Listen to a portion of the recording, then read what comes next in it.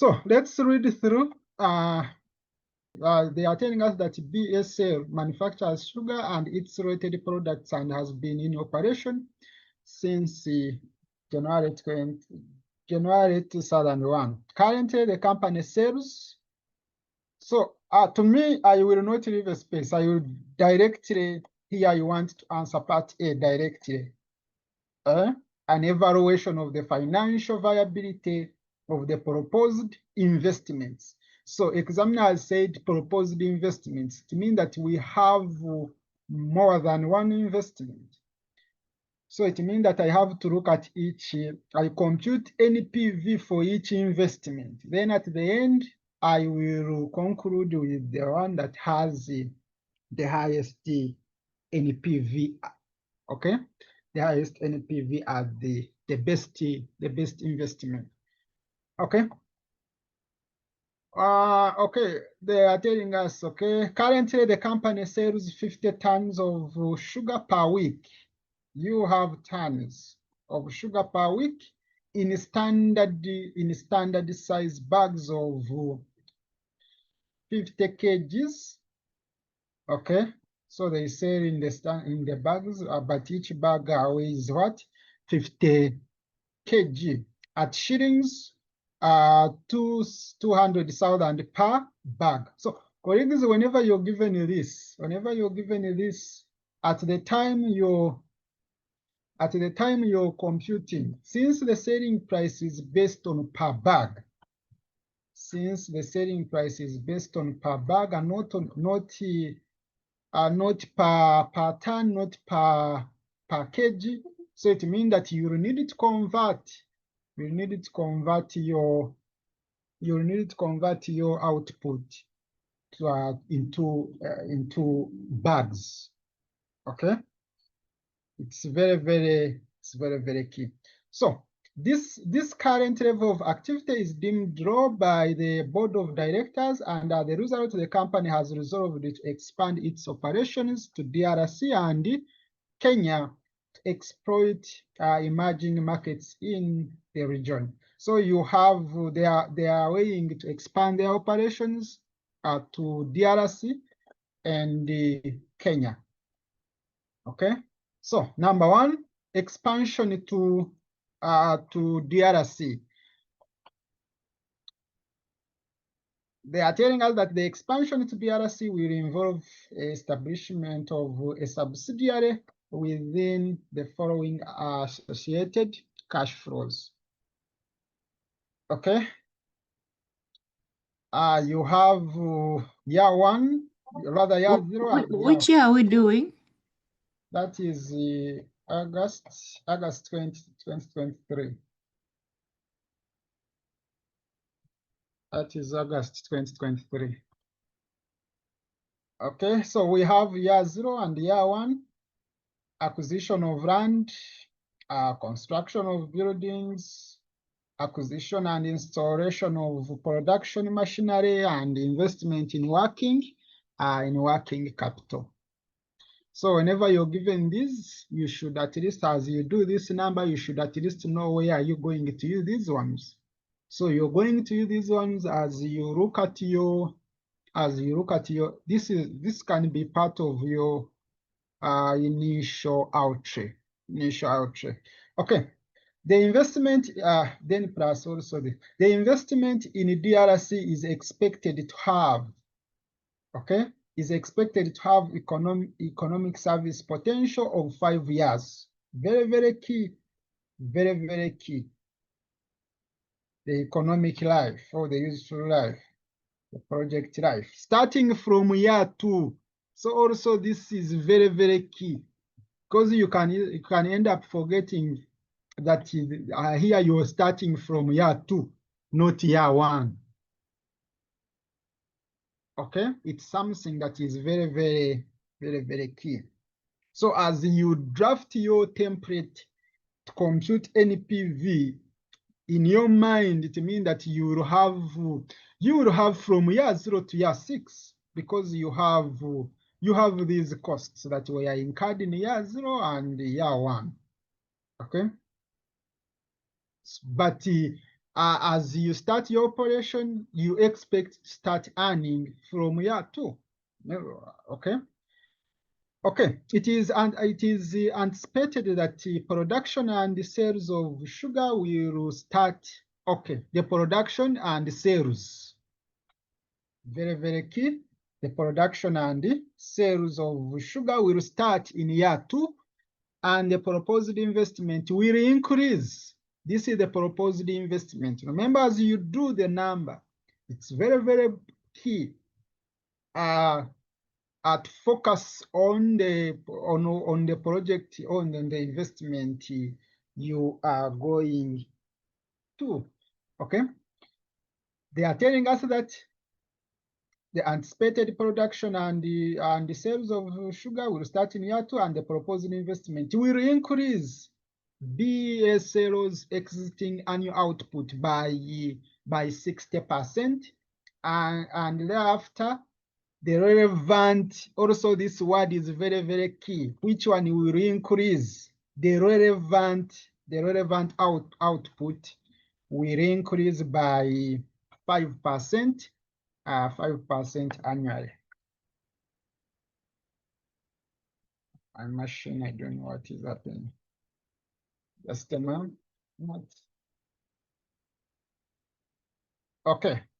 So they are telling us that the relevant output will increase by 5% annually until the end of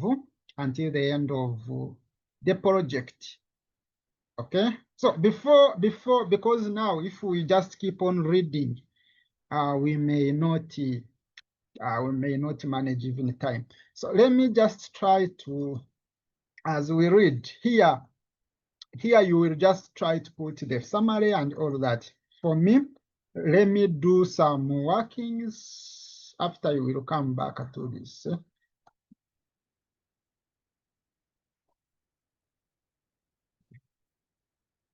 Okay, so here, when you observe, you have this first part, before we continue,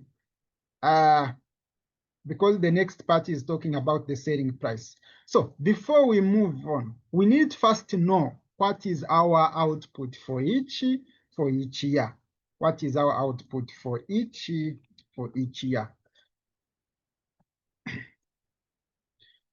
Okay, let me assume that this is my working one.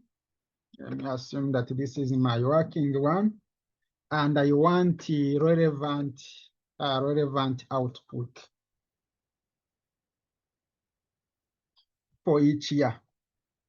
Now, how are we going to get this relevant output? Remember, before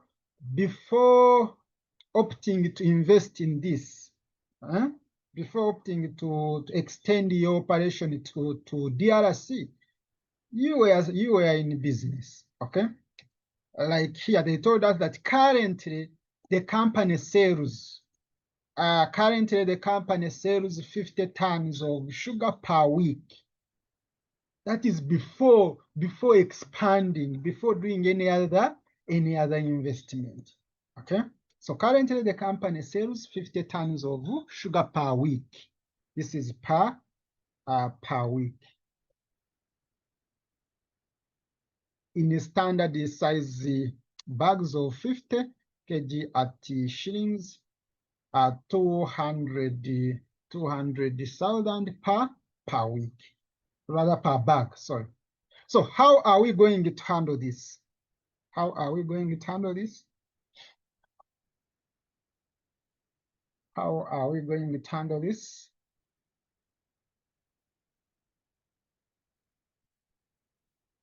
Okay, so what we are going to do, first of all, you need to know that your selling price is based on per bag. So it's good to convert our output into what? Into bags. We convert our output into bags. So how can we convert this output given into bags? the weekly that weekly output. Oh, because we need for the annual output in bags. How can you convert that?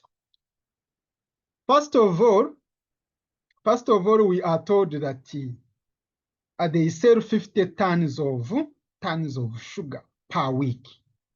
So if you want to convert into a year, you get 50 tons times what? How many weeks? How many weeks?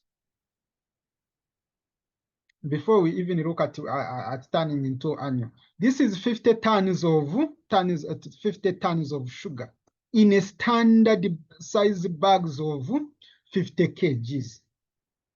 Okay, one bag weighs 50 kgs, but 1 ton, you need to know that 1 ton is equal to how many kgs? If I want to 1,000 kgs. Convert those tons into the kgs. 1 ton is equal to what? Is equal to 1 ton is equal to 1,000 kgs. Okay, so here you have converted tons, 50 tons into kgs. But remember, one bag weighs one bag carries how many kgs? So I can divide all this by 50. By 50 kg, because one bag carries what? 50 kgs. Always 50 kgs. Okay, so what you do here is per week. This is per week. Okay, so I can multiply my answer. If I want to convert into annual, I multiply by my answer by what? How many weeks in a year? By 52 weeks. 52. Now how many bags? Here, how many bags? But why are we dividing by 50 kg? Because we are converting into bags. Remember, remember they told us that Meaning the upper side is what? Pardon?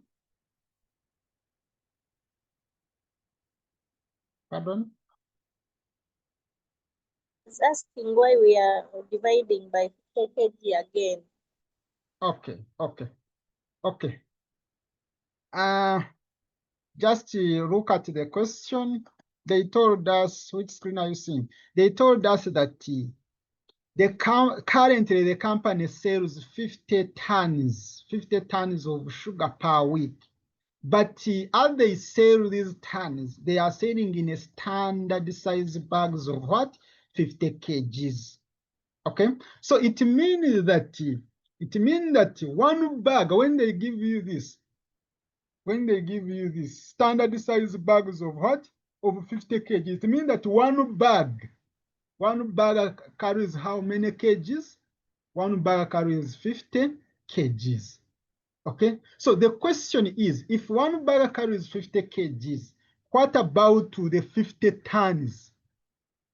In 50 tons, how many bags do we have? How many bags do we have? Remember a ton, if you're converting, you're getting 50 tons times 1,000, you'll get the total number of kgs. After knowing the total number of kgs, then divide by 50. Oh, if it's confusing you, first tell me the answer, then I give you another approach. What's the answer here? It's 52,000. 52. This is 50 times 1,000 times 52 divided by 50. So that is 52,000. These are bags. Another person can first say, okay, 1 ton, one ton is equal to 1 ton is equal to how many kgs? 1 ton is equal to 1,000 kgs. 1,000 kgs. Then what about 50 tons? What about 50 tons? If 1 ton is equal to 1,000 kgs, what about 50 tons? You get 50 times what? Times 1,000, and you'll get what? 50,000 tons, or rather 50,000 kgs. Okay? Someone who asked you should pay attention. Eh? Now, you have the number of kgs. You have the number of kgs in 50 tons. But they are telling us that one bag, the standard size, here they are telling us that the standard size, here they are selling in standard size bags of 50 kgs. Okay, so it means that here one bag here, it means that one bag, or you can say 50 kgs. Okay, let me just say one bag carries how many kgs? Carries 50 kgs. Okay, carries 50 kgs. But now you're selling how many kgs? You're selling 50 kgs. Now you want to convert these kgs into bags. What are you going to do? You're going to put here the 50 kgs, the 50,000 kgs, 50,000 kgs, but you don't know the number of bags in those 50 kgs. So what do you do if you want X? What do you do if you want X? You get it will be here. It means that your X will be what? This 50,000 times 1, it will be 50,000 times 1, which is 50,000, then divide by someone who said, why are we dividing? Okay, let me just do this systematic. It is X times 50, which is 50X. 50X is equal to 50,000 times 1, which is 50,000. But you need X. How do you get X? You're going to get that 50,000. That 50,000 you divide by what? You divide by 50. That's why we are actually dividing by 50. But the answer you get here, the answer you're getting is on weekly basis. That is your output, the number of bags per week. That is this 50 divided by 50,000, which is kgs, or rather bags. These are bags per week. So if you were to convert this number of bags into your year, you multiply by 50 by 52. So the annual output will be 52 times 1,000, which is equal to what? Which is equal to 52,000 bags. 52,000 bags. Someone who asked, is it clear? Someone who had asked, is it clear? Oh, the person is not part of now. Okay, so that's how you convert into bags. That's how you convert into bags. So I don't need this.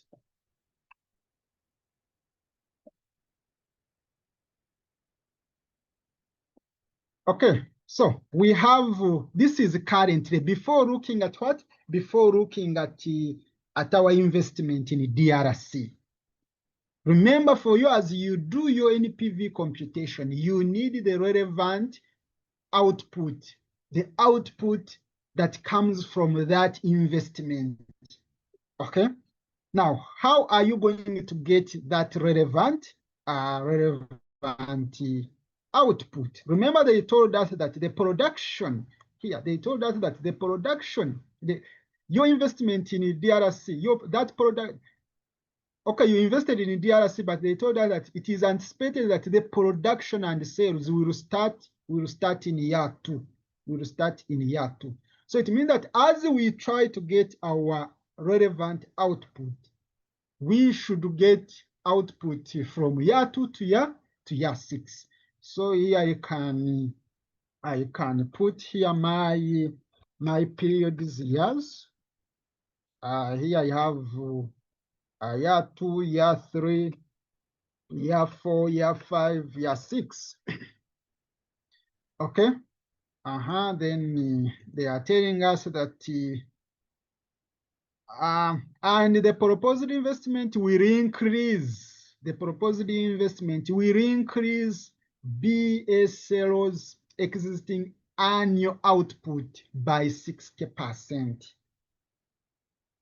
It will increase our existing annual output. Remember, our existing annual output is what? Our existing annual output is 52,000 bags, and they are telling us that it will increase the existing output by what? By 60%. So the question is, what is your relevant output? Relevant output. We have to approach here when you're given such a kind of statement.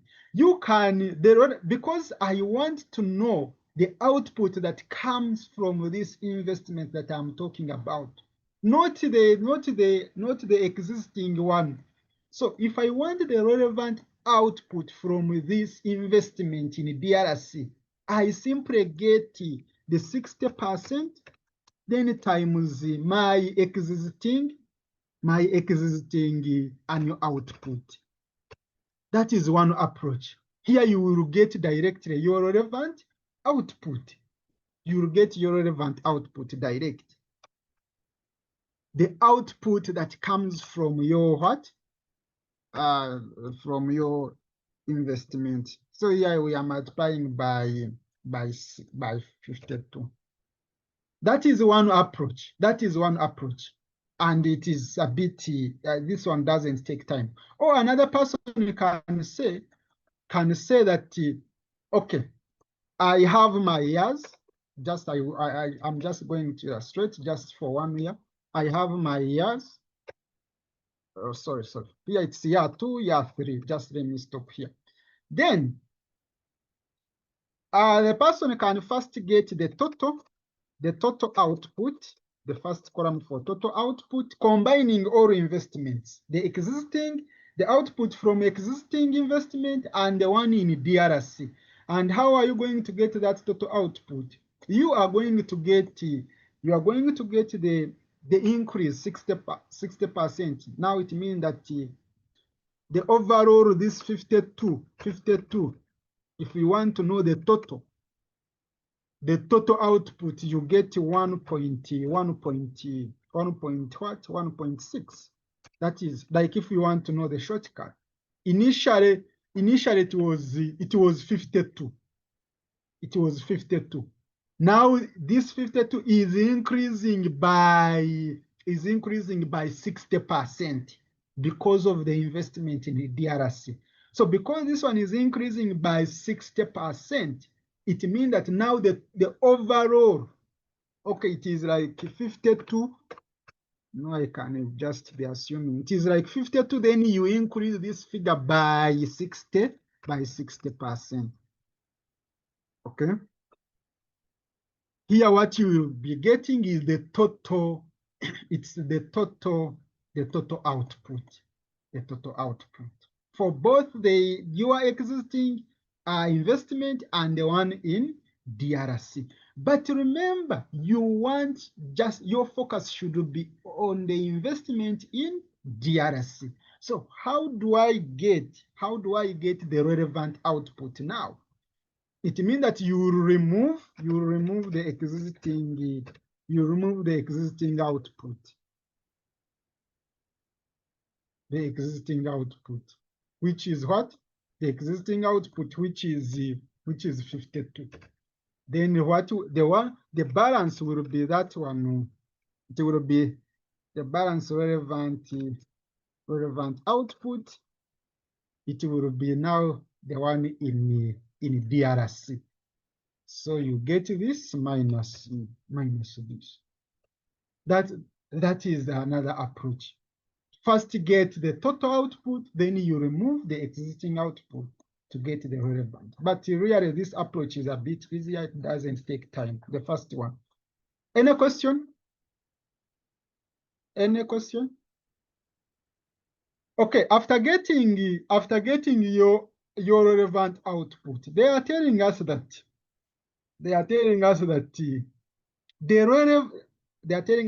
and thereafter the relevant output, you need to know what is increasing. The relevant output will increase by 5% annually until the end of the project. Okay, so what are we increasing? We are increasing the relevant output, which is this one. So it means that if I want for year 3, it will be the 200 times what? What is the increase?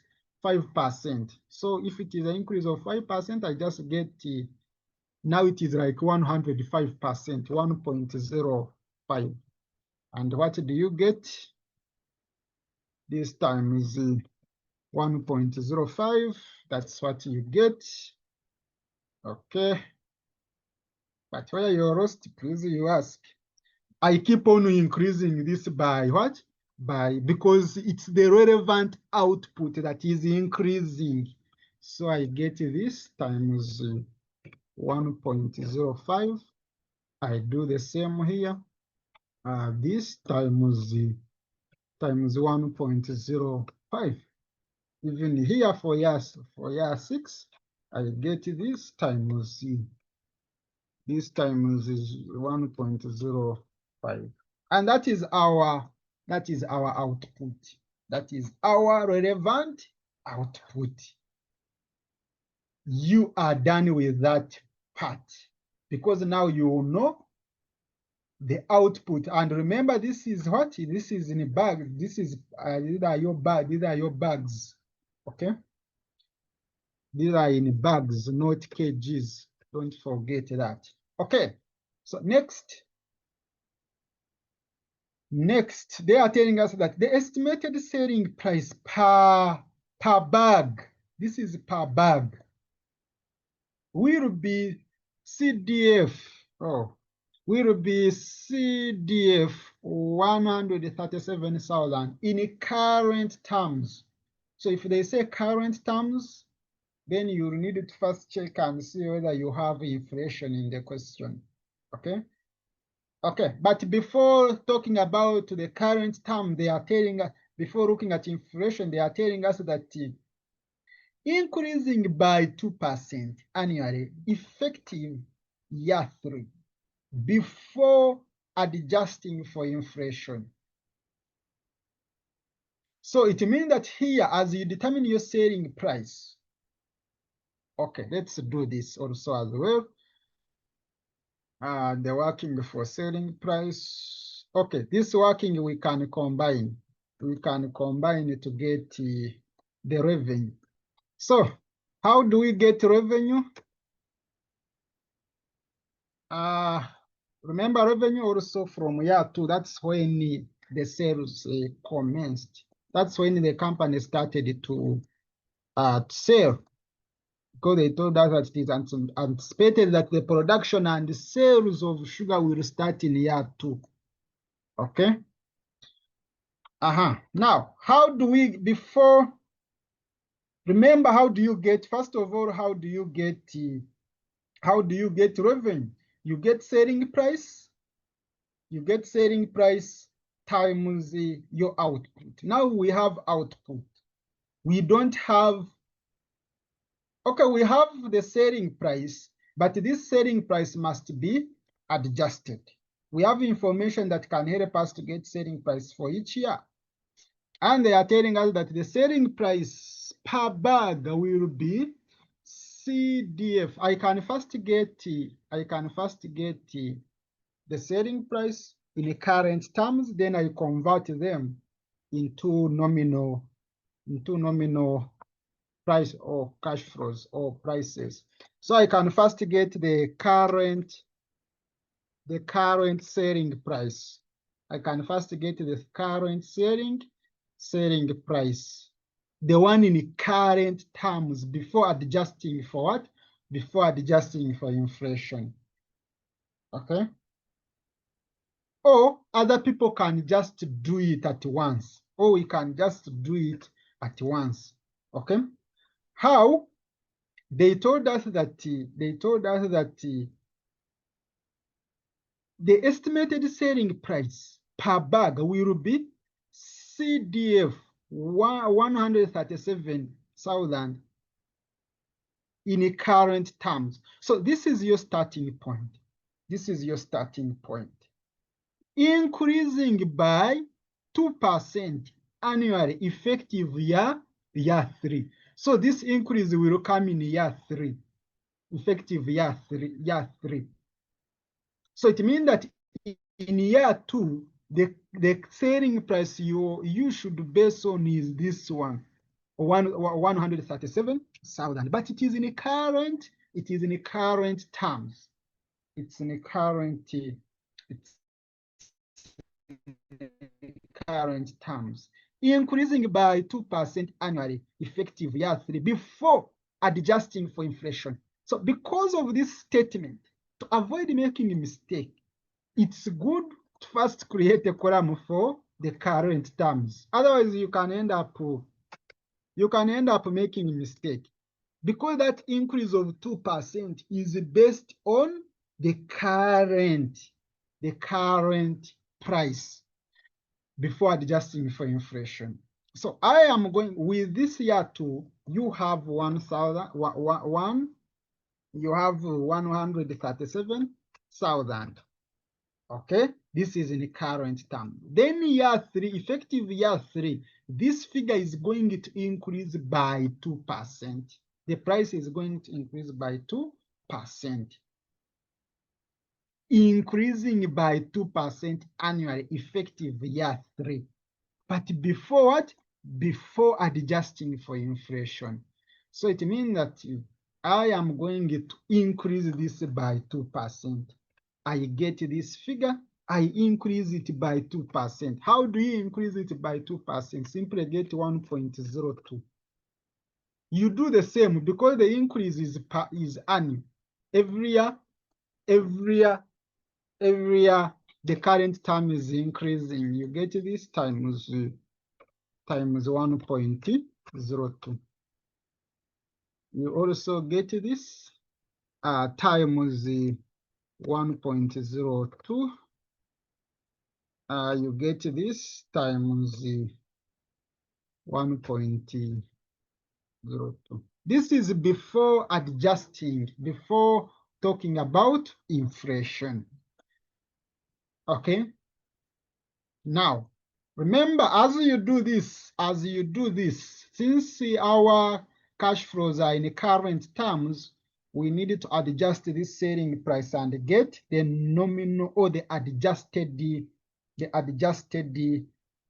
selling price that caters or that includes inflation. Remember, inflation, they will always give you inflation. If they don't give you inflation, don't assume. You just move on. You assume as if there was no inflation. You rely on the what? You rely on the current terms. Okay. So yeah, we given inflation in this question. Okay, we have inflation around here, this paragraph. all cash flows relating to strategic initiatives in the DRC and Kenya are quoted in current terms and expected to vary with inflation rates, which are expected to average to 10%, 8%, and 5% for DRC, Kenya, and Uganda. At this point, you're interested in the inflation. You are interested in the DRC. So what is the inflation for DRC? 10%. So we adjust. Remember, they say that the adjustment for inflation should start effective year 2. Should start effective year 2. So because my inflation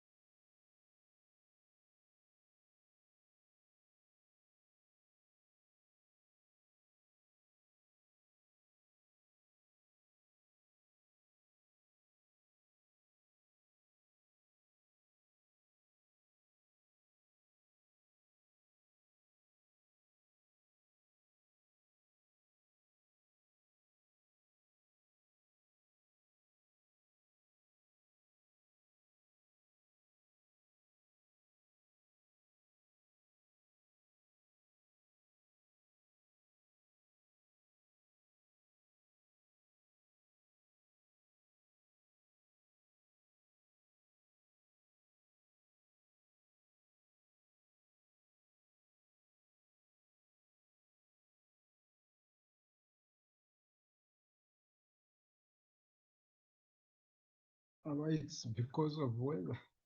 Can you hear me?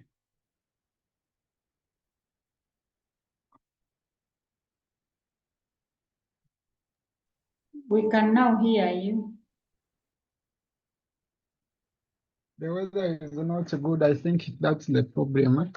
Okay, so how can we get this selling price? The one adjusted with the one after putting into consideration inflation. Remember, inflation is going to start in year 2, so it means that you must also adjust this figure. So you get this figure, then adjust it. Remember, inflation increases this value.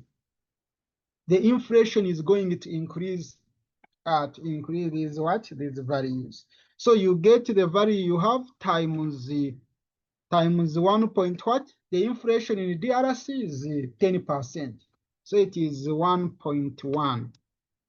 And that's what you get. You do the same for all. You don't adjust this, you adjust what you have here. You adjust this figure, you multiply by 1.1. Okay. You do the same here, you get this figure, adjust it for inflation purpose, okay? Get that, You also do the same, this times 1 point this. Then finally, you also get this times 1.1. So we have adjusted our current selling price into nominal, or this selling price is what we should rely on. It's what we should rely on to determine the revenue.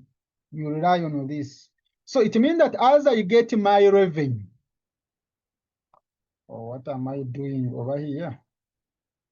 Okay, let me just see.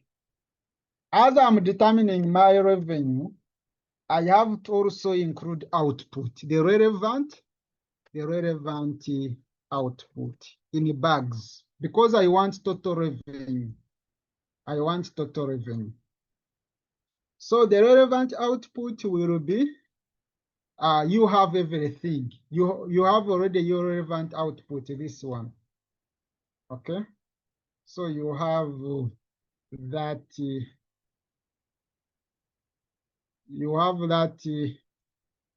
that as your output, then get your revenue. Hello? You can't hear me. You bet on 50, 700. Like, You can't how did you determine the what? The inflation rate? the inflation rate. How did I determine this? Yeah, yes. Can you hear me? Yes, I'm hearing you. What is your question? How did you determine the nominal SP selling price? Okay. Remember this current selling price, these prices, you have not yet adjusted them for inflation purposes. But they told us that from our question, they told us here, looking at this paragraph, if you have a hard copy, you try to go to the next page. This paragraph here, they told us that all cash flows relating to strategic initiatives in DRC and Kenya. Remember, at this point, we are dealing with DRC. They are quoted in current terms. Current terms mean that you have not yet adjusted inflation, and are expected to vary with annual inflation rates, which are expected to average to 10%, 8%, and 5%. Our question is, what is inflation for DRC? Because at this point, you're dealing with DRC. You're not dealing with Uganda. The investment is in DRC. So what is the inflation for DRC? It's 10%. But this inflation is going to commence effective year 2. So what does that one mean? Since inflation is going to commence effective year 2, you have the current price for year 2. How do you get these values? Inflation increases the current price. The one that has not been adjusted for inflation, it must be increased. So you get this, the selling price stated in current terms, then times, remember our inflation is 10%. It is going to increase this figure by 10%. So I simply get 1.1. It's another way of getting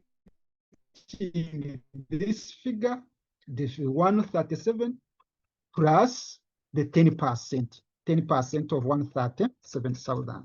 You get the same. But here you're using this takes a lot of time. You simply get a 137 at 100%. The 100% is going to increase by 10 and becomes 110. 110 over 100, it is 1.1. That's why we are saying multiply by this. So that's how we are getting the values. Even here, you get this times, you adjust it for inflation, times 1.1. So we are simply getting these values times 1.1. Is it clear? Someone who had asked, is it? It's clear. In shillings in million. Okay. So I just copy these figures. I just copy these figures and I put them here. Year 2, you have this. Then year 3. Year 3, you have this. Then year 4, you have this. Then year 5.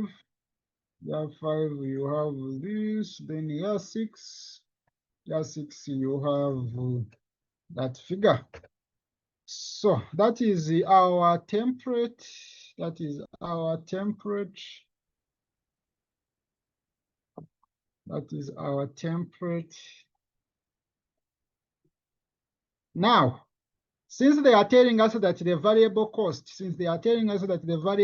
will be what? 45% of respective annual revenue. I simply multiply to get a variable cost. Here, what is the variable cost for this? I simply get 40%. Is it 40% or 45? 45% times the annual revenue.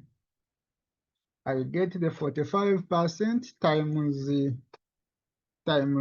this revenue. You get 45%. Times your revenue. You get also here 45% times our revenue. Let me hope you're also doing the same. Then here, I'm putting a negative. For you, you can put your values in a bracket. 45% times my revenue. Sometimes in an exam time to do this is a calculator. With a laptop, it can be a bit, or computer, it can be a bit easier. But my friend, using a calculator can end up making mistake. So that is our variable cost. And in an exam, it's not a must that you calculate contribution. All you need is NPV. Okay, but from here you can go ahead and look at what? At your contributions. Maybe as you get these answers, these ones, before you click to the next, you first get the answer here. That's what you can do. You get the revenue minus your variable cost, and you'll be in a position to get. And colleagues, these figures are not in shillings. They are in CDF. They are not yet in shillings. Sorry. They are not yet in Ugandan shillings. They are in CDF. They are not yet. We have not yet translated. We translate at the end.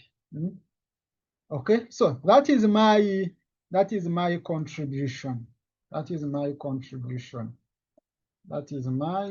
contribution. Next, we proceed. We are done with that part that talks about variable cost. Then next, they are telling us that the annual fixed. They are telling us that the annual fixed costs arising from the proposed expansion are estimated at CDF 540 million effective year 2. And will increase by 3% in each of the subsequent years. You can remember, this is what? This is the fixed. You need to know the working for fixed cost. You need to pay attention. Which one is increasing? And what are you given? Are you given the fixed cost related to the investment you're talking about, or it's the existing fixed cost? Here they are telling us that the annual fixed cost arising from the proposed expansion. So already this is your relevant fixed cost. So year 2, it's this, but it is going to increase by 3%. It's going to increase by 3%.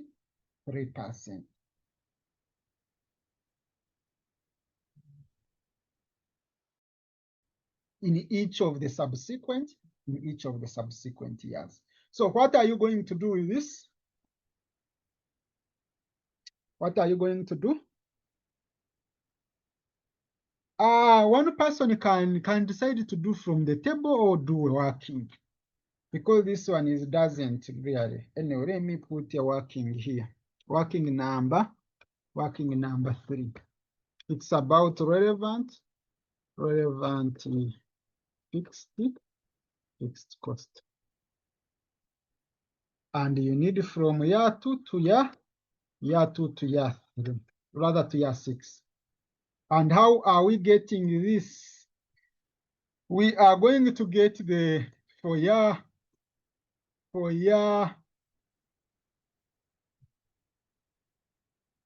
we are going to get this 540. That is in year 2. We increase that is okay. Let me start from here. This is 540. This is 540. 540. This is before, this is in current terms, okay? But it is going to increase in year 3 is going to increase by what? You get this times, it is going to increase by what? Effective year, yeah. 540 in year 2, but will increase by 3% in each of the subsequent years. So it means that now in year 3, it is going to increase by 3%. I increase this 1.03. I also do the same here. This times 1.03.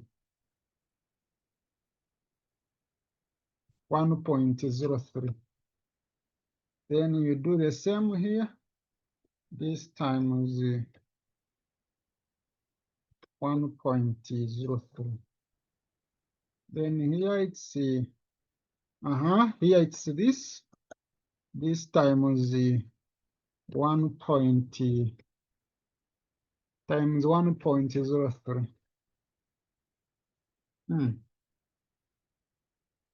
This times 1.03. That's what I have. Then I adjust for inflation. I adjust the relevant one. So to adjust, this is the current fixed cost. Then the nominal one, the nominal fixed cost, the one adjusted.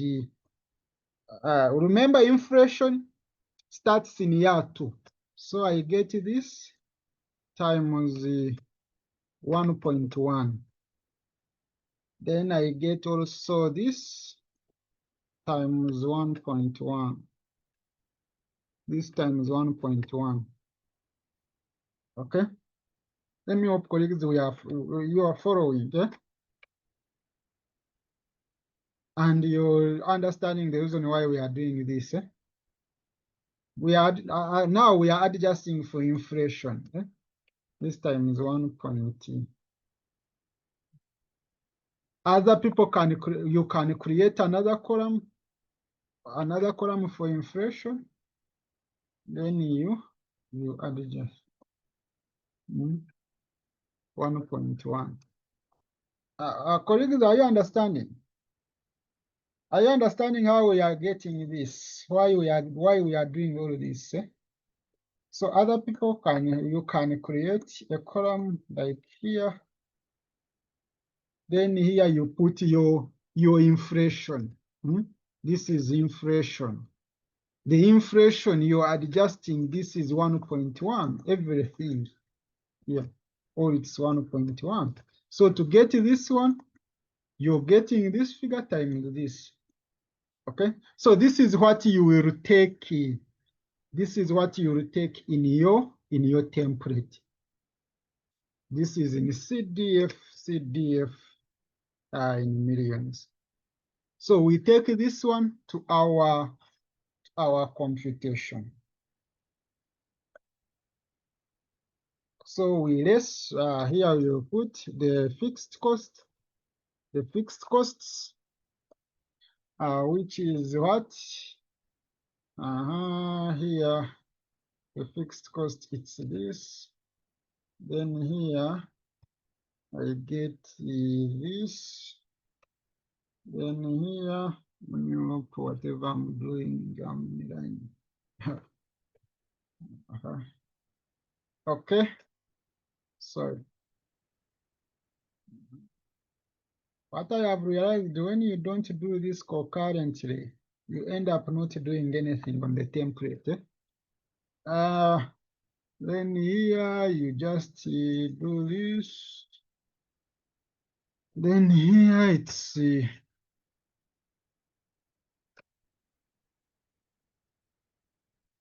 here it's this. So that's how we are getting the relevant fixed cost. Any question on fixed cost? We are done with that note.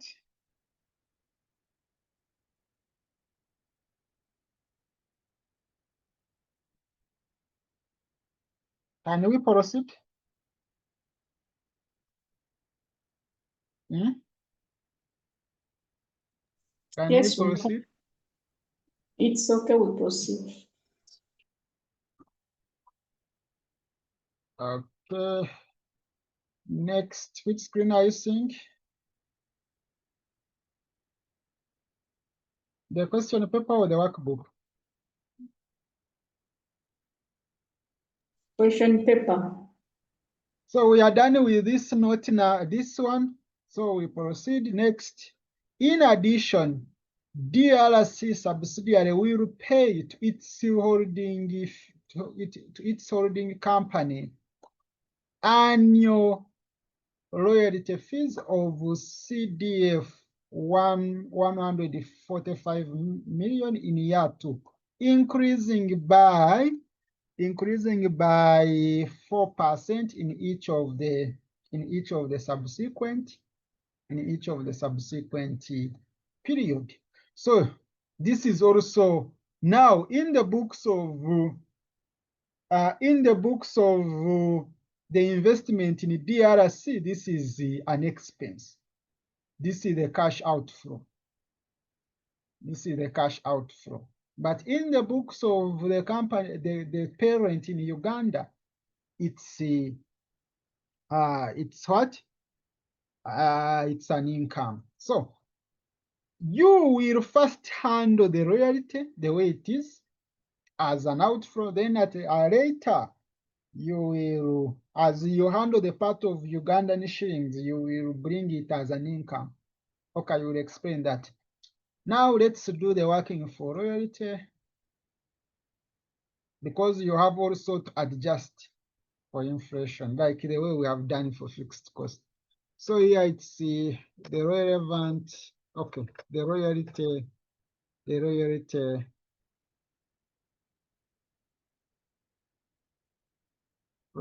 fees.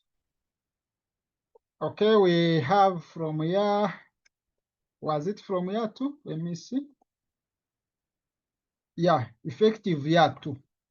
So I'm going to put here, okay, the current ones, the current royalty fee, the current euro, the royalty fee in current terms. We are going to get the first one in year 2 is what? How much? 145. But this 145 million is going to increase by 4% in each of the subsequent years. 4%. So in year two is 145. But in subsequent years, this one is going to increase by what? By 1.04%. So you do the same here, this figure times the 1.04. Then here it's this times the 1.04. Then here it's this times the 1.04.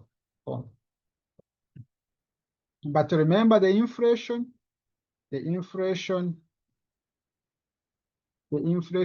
of it, the inflation in the DRC is just 1.1.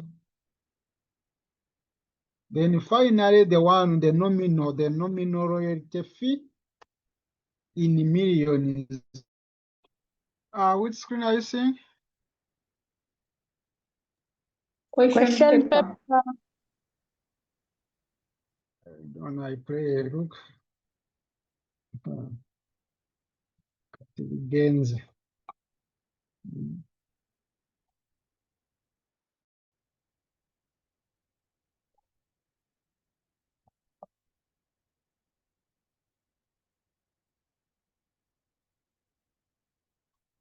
But I lost my information about fixed costs and what? Fixed costs and royalties. Let me hope you had recorded that.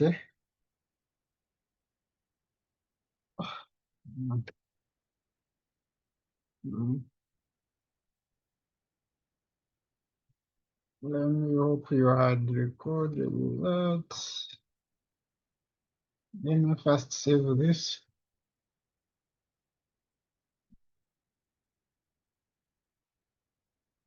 Just a minute.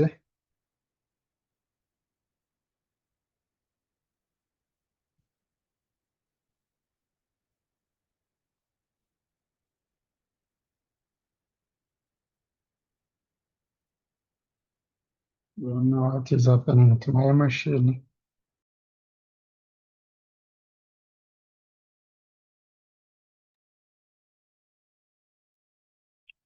Okay, so we had talked about we had done the working for fixed costs and also what working for royalty fees. So as you do this, you should at least be putting this is working number what, this is working number what. This was our working number what, number 2, working 2, or working 3, depending. This was working 3. This was working number 1. So it's good to show the examiner.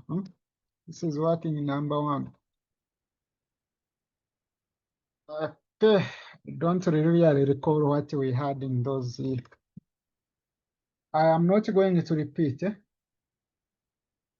So next, what are we going to do? The next part. Can you hear me? Can you see the question paper? Can hear you. So the next part, we are done with the royalty. We are done with that. They are telling us that the acquisition and installation of production machinery is expected at the beginning of the year. The acquisition and installation of production machinery. Remember, we have the cost. We have the cost of acquisition and installation of production machinery. This is the cost. Okay, and they are telling us that it is expected to begin in year 1 and will immediately qualify for tax depreciation. at a rate of 20% per annum on reducing balance basis. No tax allowable depreciation exists on other non-current assets. So you will need to do a working for this to get the tax relief. You need to do a working for this, and that tax relief, they are telling us that the company will qualify for tax depreciation in that very year, and will immediately qualify for what? So let's do the working. I have working. I will maybe do this later. We had working for fixed cost. We had working for fixed cost, then working for royalty. Let me hope you have them in your books. And now we go to the next working, number what? Number 5, and you need the tax relief. But as you determine the tax relief, you need to know what is the rate. What is the rate? What is the rate in? What is the tax rate in DRC? Are you given the tax rate in DRC? Yes. They are telling us that annual corporation tax is payable in DRC at a rate of 35% and at 30% in both Uganda and Kenya. So in Uganda and Kenya, the rate is 30. But in DRC, the tax rate is 35. Okay?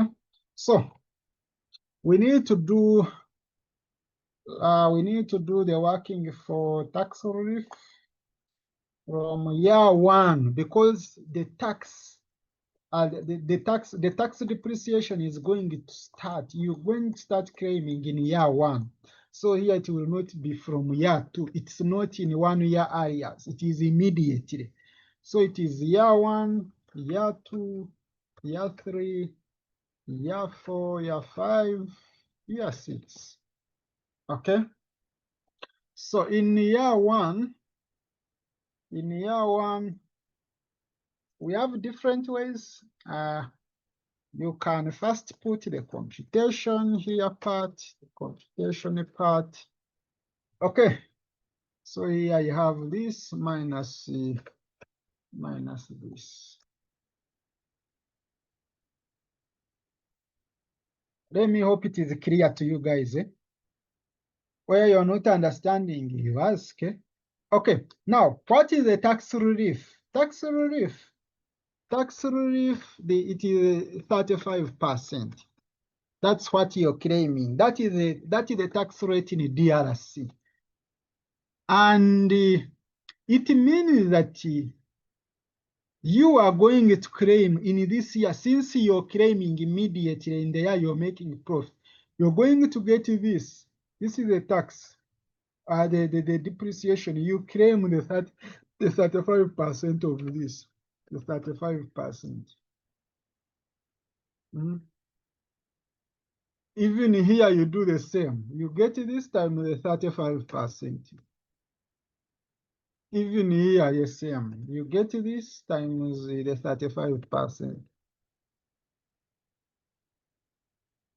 Even here, you get this times the 35%. Then last year, first hold on, because there was a scrap. I can first get this times 35%. Then I still get in year 1, rather in year 6. I do a working year 6. Okay, that's when the project will end. Then I just compare. So in year 6, the tax relief you will have is the total of these two. This is still in year 6. And I believe you have understood how we get it. You get the written down value in that very year. Then you compare it with the scrap sales, rather the scrap proceeds. then the answer you get. If if you realize that the scrap sales are higher, your scrap proceeds are higher than the written down value, what you'll be getting is balancing charge. And on balancing charge, there is no tax saving. Instead, you will be the one to pay. You will be the one to pay. So here you will find you are the one to pay, not the one to claim. Okay, that one will be like your outflow. If you realize that you have a balancing charge, it will be your outflow, not inflow. Okay, so since we have this, I come this side. Okay, those ones will come after. So colleagues, you can just get here the taxable cash flows. Since I think we are done with all other things related to DRC. We are done with all other things related to DRC. So just first get the cash flows. Just tell me the figures. Then after getting your cash flows, you remove you subject it to tax at 35%. Then after that, you get after cash flows after tax. Cash flows after tax. Cash flows after tax. Let me hope you're doing it. Then after that, you look at now other things like initial outlay. Then you talk about the scrap proceeds. And then you bring your tax relief. This is working number what? Working number, was it 5 or 6? Working number 5. Then you bring what? Do we have any other working capital? Yes, we have working capital. By the way, how are you going to get the working capital? How are you going to get the working capital? Not number 6. How are you going to get the working capital? Do you have working capital?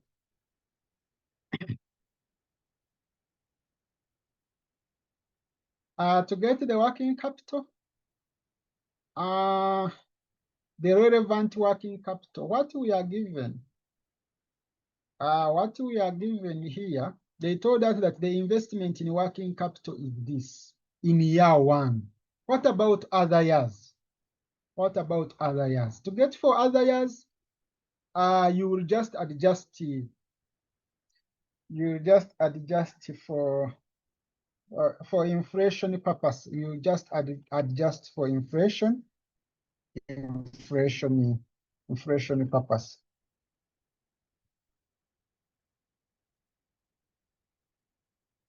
Like you get this figure times 1.1. Okay, let me just do it like here. Let me just do it down like working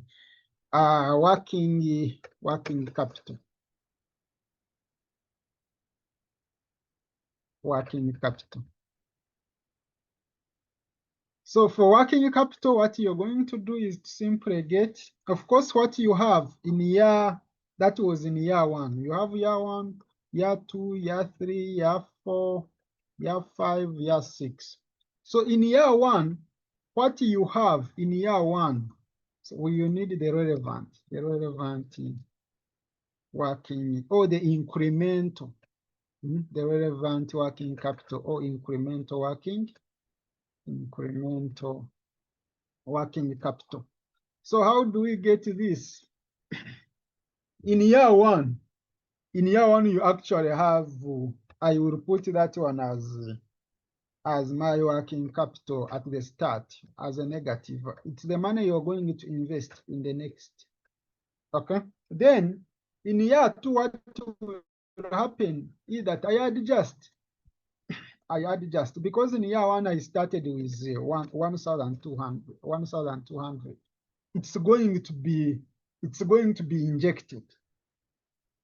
Okay, so in year two, what you do is simply you adjust these figures for inflation purposes.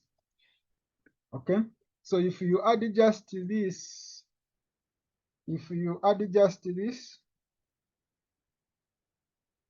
how can I make it simple in a simple way? Okay, you get this, the 1.1. Yeah, the 1.1. Then I multiply by this figure you have, this one.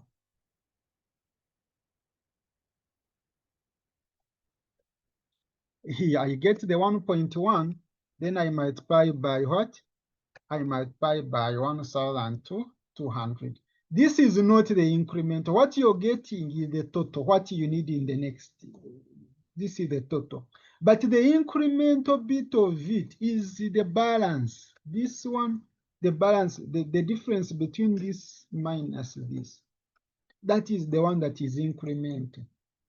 But because it is going to be injected, you put it as a negative. You get this minus this. Like in year two, you need to invest this. It means that at the start of year two, you have to be having this. Already you will be having 1,200 as your capital. So in year two, you need this. So in year two, you only inject this. Okay, so next, it's 1.1 times the 1.1 is inflation. So here what I'm getting, I'm adjusting this figure because already this one was in current terms. So because it was in current terms, I first change it, I adjust it for inflation purposes. That's what I'm doing. I'm just adjusting this for inflation purposes. 1.1 times this. Okay, in year 6 you have to recoup. Okay, let me do this. Here you just get the difference. This minus this. Then here it's this, the last figure minus what you want. Then here in year 5, you get this minus this. Now, because this is not a going concern investment, it has a useful life of 6 years. After 6 years, you don't expect to continue. Now, because you don't expect to continue, you have to recoup. So you add all these figures you have here. You add all these figures you have here. All here you see that the working capital was increasing. You needed more in each year. So because you needed more, you simply add whatever you have here. And what? Right. Why do I have this?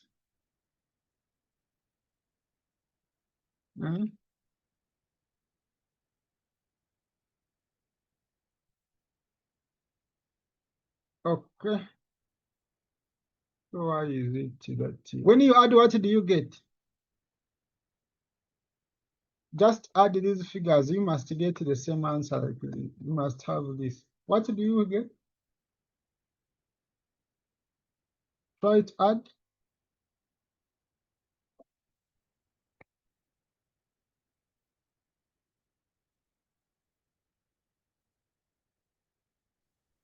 One 1,757. That's what I have. Okay, so it means that this one is the same as this. It means that what you will do, where you have working capital here, year zero, you don't need that. Year one, you put that figure 1 You put this one as a negative. Then year 2, you do the same. You just copy those increment ones. You just copy and paste. The problem with question 1 is time. So if you can do, if in an exam, you always, we have to start, I think, with section B, but it all depends on the what, on the exam. That's what I normally say. You can say you are going to start with section B. The section B is hard. So it all depends on what, an exam.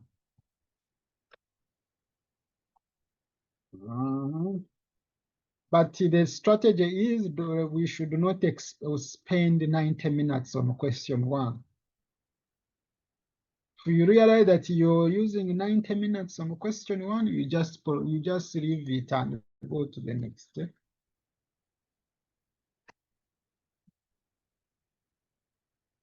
So in year 6, we recoup. That figure must be positive. Okay, so that is my working capital. This is here. This is the working number 6.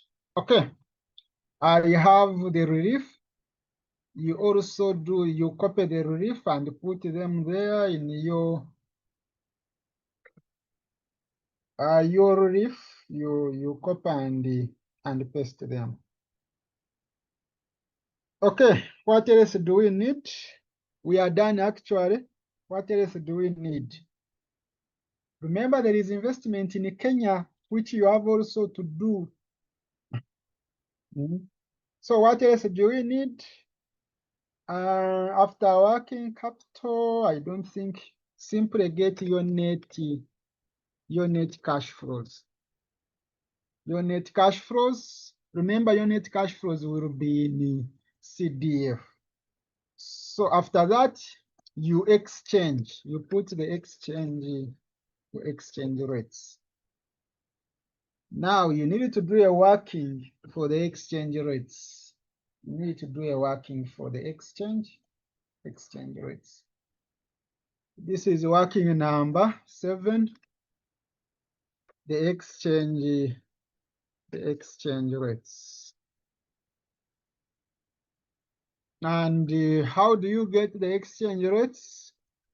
We are given what? Let me see what we are given. We are told that Kenyan shilling one Kenyan shilling is equal to this, 1 CDF is equal to 1.5 Ugandan shillings. So this is a direct quote, because one foreign currency is quoted. It's quoted. Okay, so now what you're going to do? Remember, you have inflation. Because you have inflation, this is like your spot. These figures given are like your spot rates. But because you have inflation, the spot must be affected because you have inflation. And in a scenario where you have inflation, what you will be doing, the shortcut, do you know the shortcut?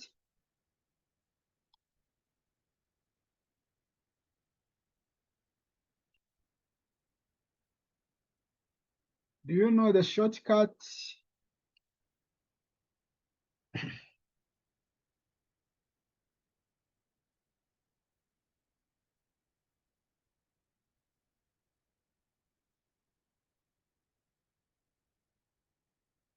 Okay, you can simply get, or you can maybe other people should also do it from the face. Year 1, okay, from year 0, let me start from year 0. From year 0, year 1, year 2, year 3, year 4, year 5, year 6.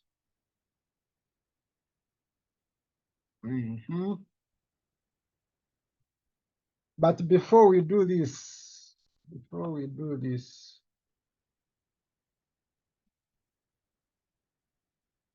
how best can I explain this? Okay. Okay. Now, remember when you're getting the relevant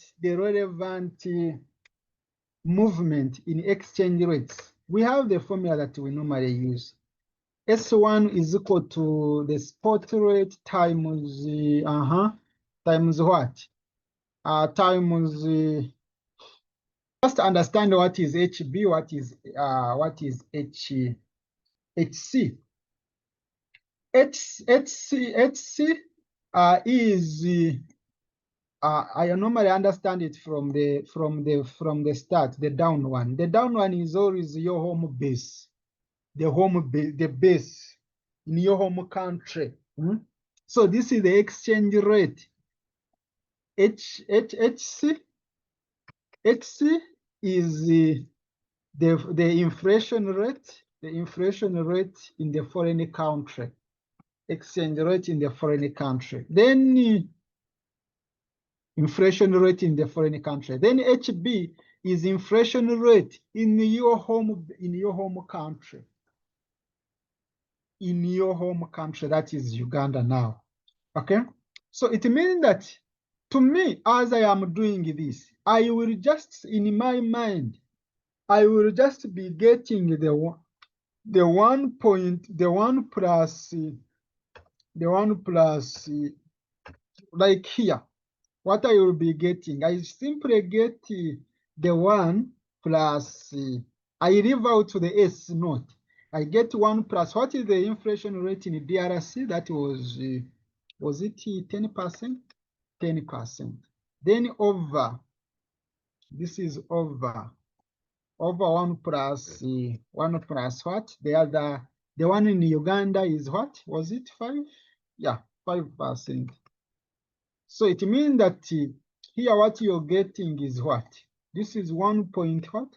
1.1. Then over what?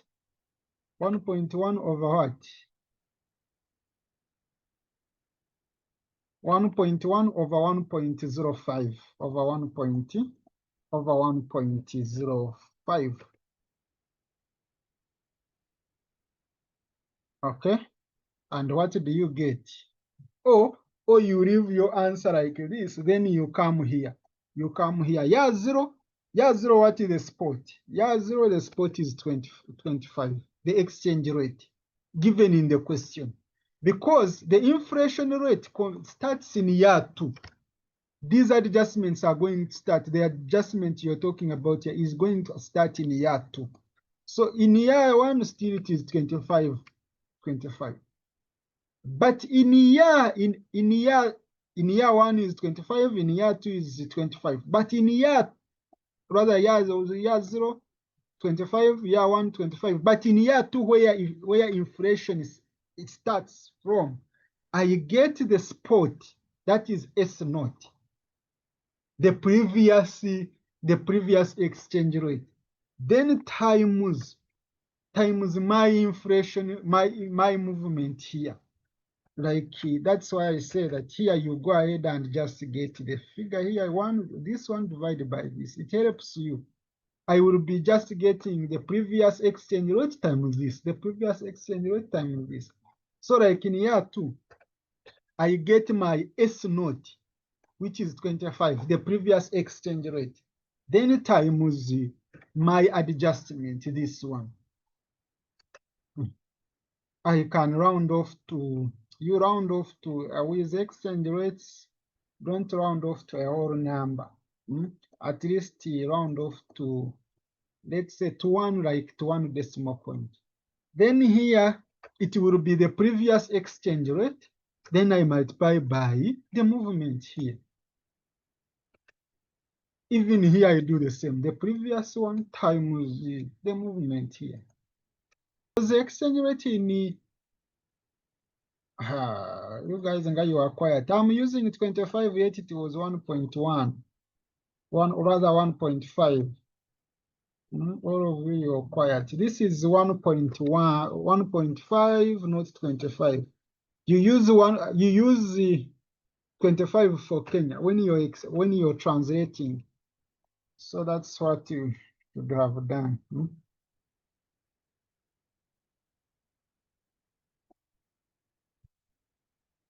Okay, these are my exchange rates. One CDF is equal to all these ones in shillings. So I come here where I have my exchange rates here. In year 0, I put 1.5. In year 1, I put 1.5. Then in year 2, what am I going to put? This one. Then in year 3, what am I going to put? Year 3, 1.65. Then the other one is 1.72. 1.72. Then here it's how what? 1.18. 1.18. Then here it's what? 1.89. That is your exchange rate. Now you get your cash flows. Your cash flows in shillings.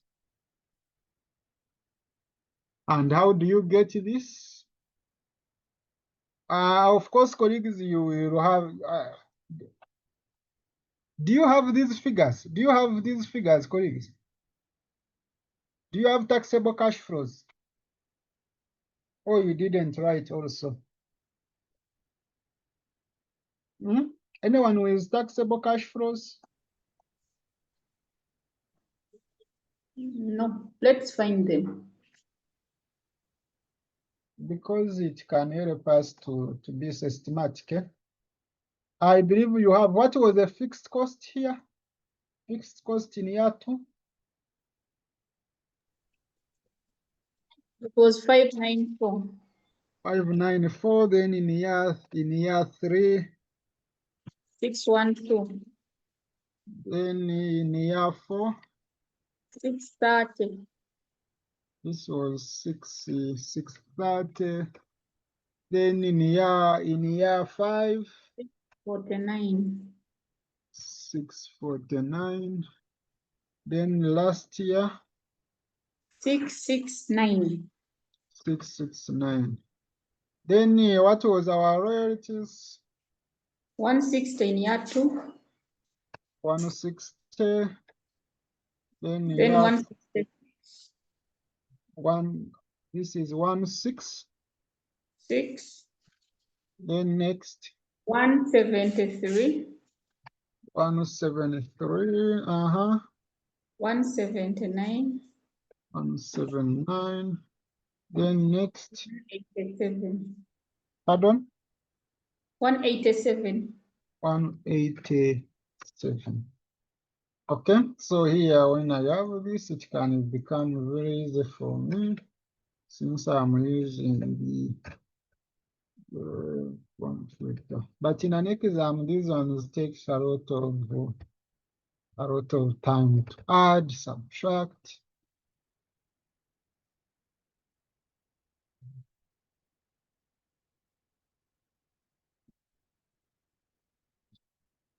No.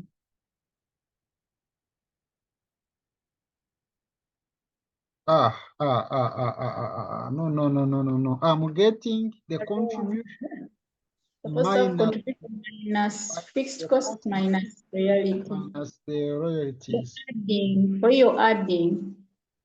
Sorry. And I'm using, remember here I included the negatives. So for the X, Okay. if I do that, let me hope you have this. Then the tax I simply get the 35%. Fix it. Okay, the 35% times this. Then here the 35% times this.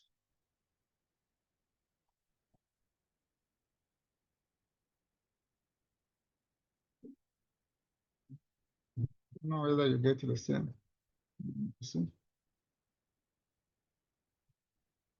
The the 30%, 35% times this. Are you getting these answers? Or you gave up? So the cash flows after tax, remember these are negatives. These are negatives. These are negatives.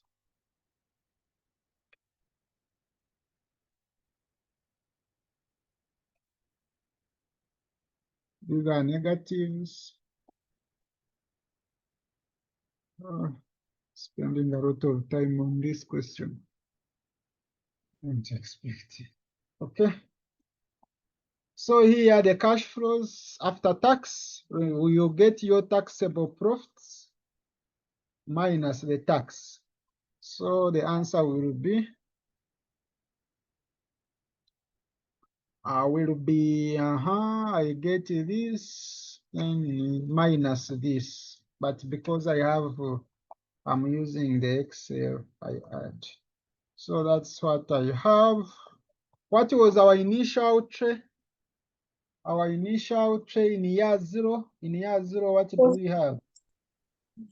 In year 0, you add this 100 plus this. What do you get? 740. 740. In year 0, it's 740. Then in year 1, what is your initial trade? In year 1, you get this figure plus this. That is 5712. 57. This is 5712. Let me hope you're seeing how we are getting this. These are negatives. I feel you're taking more zeros. Hey, let me remove this one. Okay, is here. Then scrap sales. What was our scrap sales? We computed that. What was our sales? Do I still was have 1380. 1380? This was from working now. 1380. 1380 in the last year. Okay. Then Yeah. we have the tax reliefs. The tax reliefs.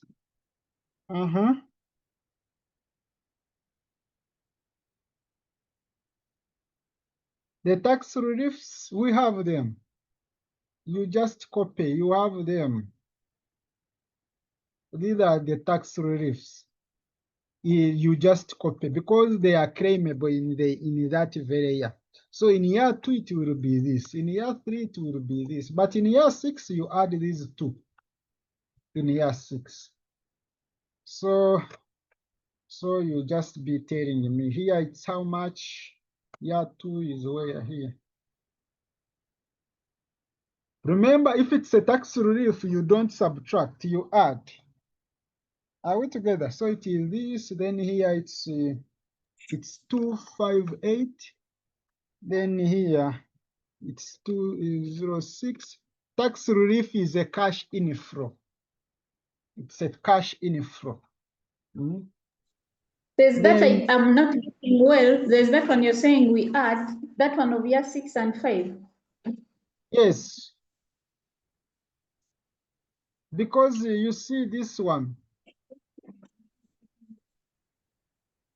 Where is it? You had the first one, this based on this. This one. Where we go to the 35% times this. That is 132. Then, and it depends on the method you have used. Then, after doing that, remember you have also scrap proceeds. Scrap proceeds. You compare. If you have the balancing allowance, on that balancing allowance, you must determine the tax saving. And that tax saving is in which year? It's in year 6. It's in year 6. So because it's in year 6, you get the one you had initially, then plus the tax saving you're making on disposal. You're selling at a loss at the end of the year 6. You're selling at a loss. So you should do that one is Okay. it's a credit to you. Uh, Okay? But Okay. it depends on the approach you have used. Okay, then here it's what? Year 5, it was what? 165. Then last was 176. When you add the two, when you add these two, when you add these two, this plus 177. Isn't it 177? I think okay. I don't know why this thing is giving me because of decimal points. Okay, let's take 177. 17. All right. All right. So how do you get your net cash flows? To get your net cash flows, you start from, I will simply get all whatever you have here. From cash flows after tax, you now look at all these things. Okay, then here I will do like this. So that is my net cash flows. Then from net cash flows, I translate. I get this times this. I translate. But in an exam to finish, my friends, to do all this using the calculator, it's only the problem. Now, once you reach here, you must pay attentive here. Now, once you reach here, because now you're dealing with, now you are in the books of the parent now here, in the books of the parent. Now, what you will do is to look at your royalty now. You translate the royalty. Now it will be royalty income in your books. And the royalty income, how are you going to get the royalty income? You simply get the royalty here, the one you have. Okay. Just that the one you have, then time the exchange rate. The exchange rate is this. Okay. That's what you do. You first get you first translate the royalty into this, then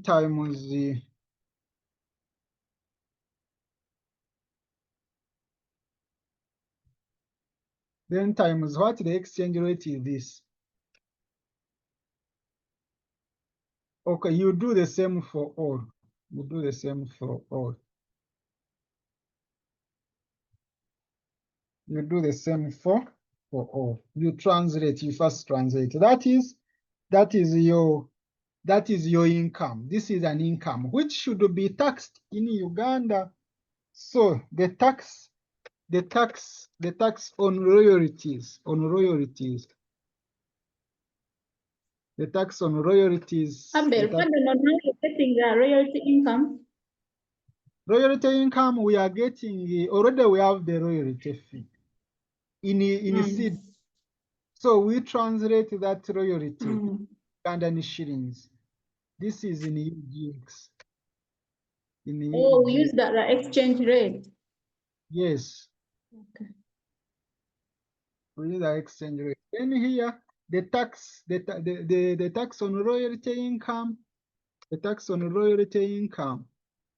Here you will be using the rate in Uganda, which is 30%.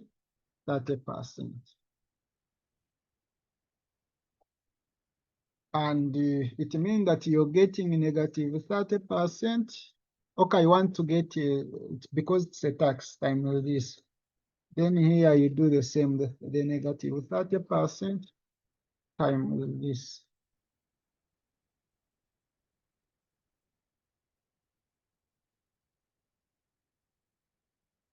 Okay. Then from that, you continue. After that, you continue. In your books, in Uganda, this will be an expense. Okay, then you continue.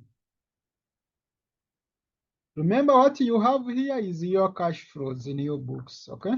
Then you continue. What else? What else do we talk about here?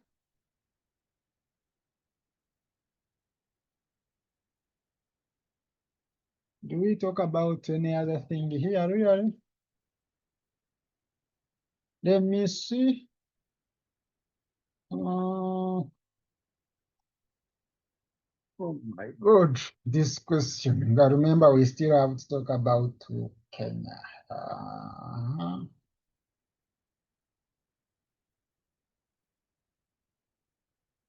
Okay, are you saying this statement? Because we have double tax agreement. Are you saying that statement? That Uganda has a full bilateral tax agreement, PRC. Are you saying that? Yes. Because you have that bilateral agreement,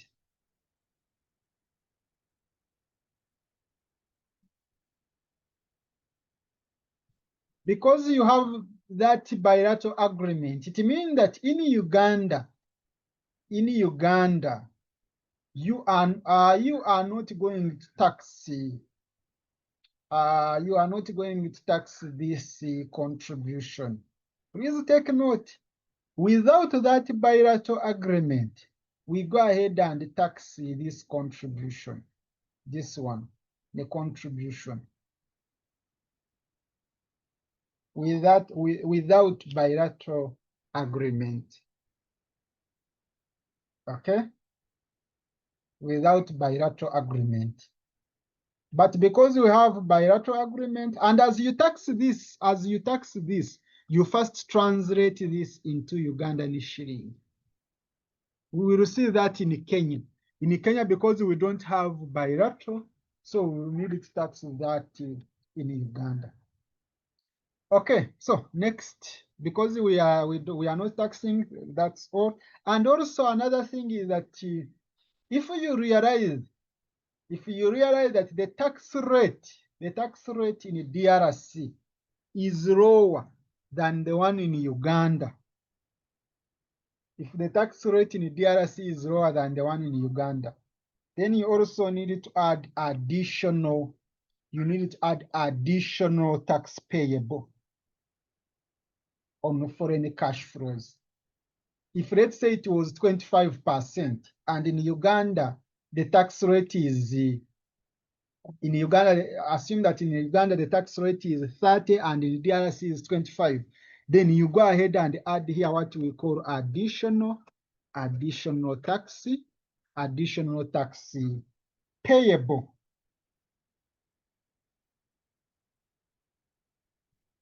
Okay?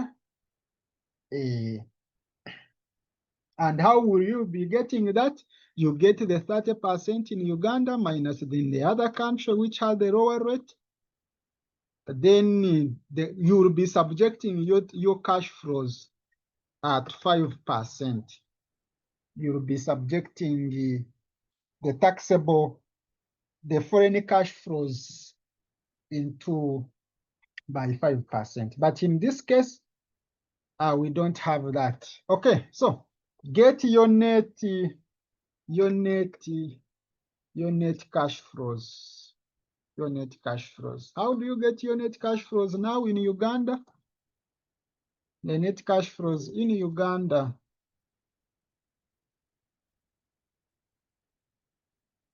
In UGX, it will be the cash flows in Uganda here.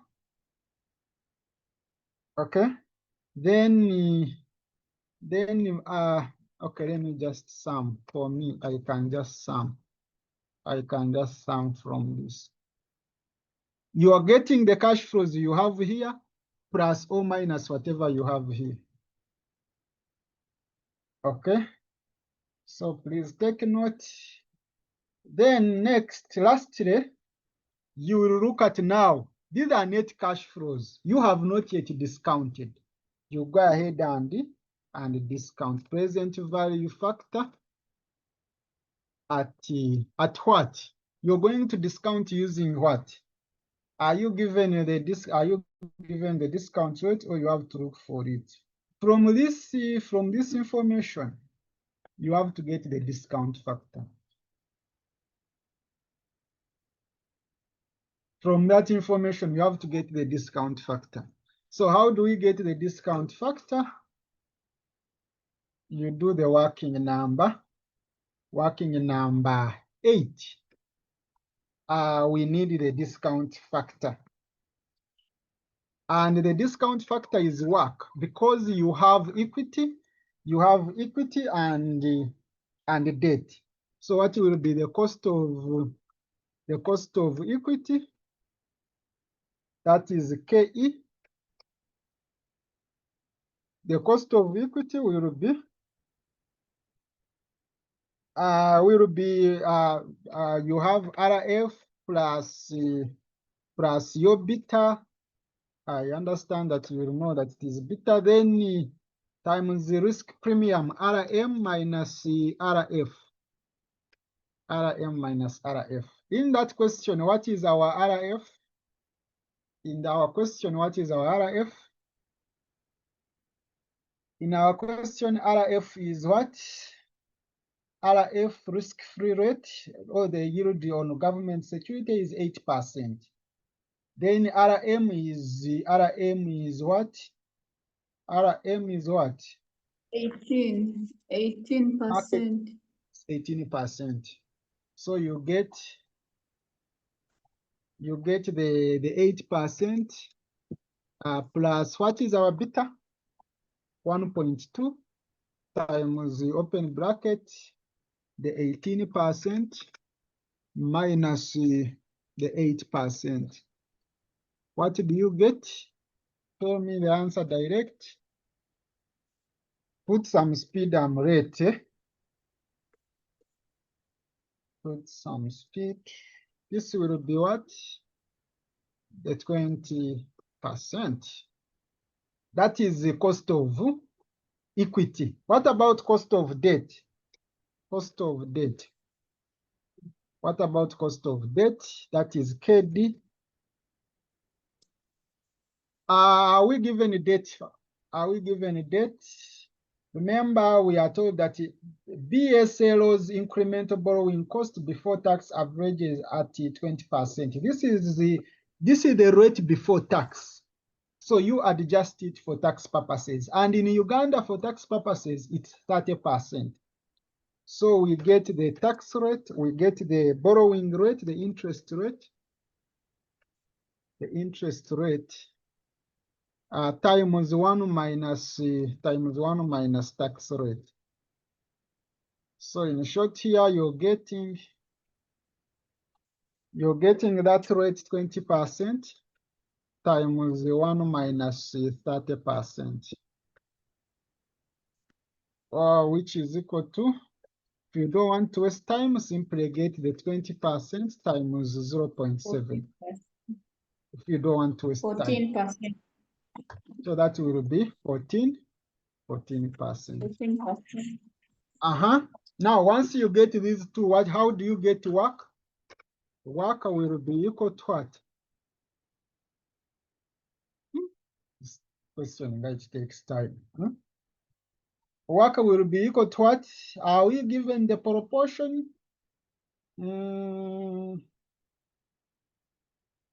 Are we given the proportions? You cannot tell the proportions, and in that case, you assume that, let me see.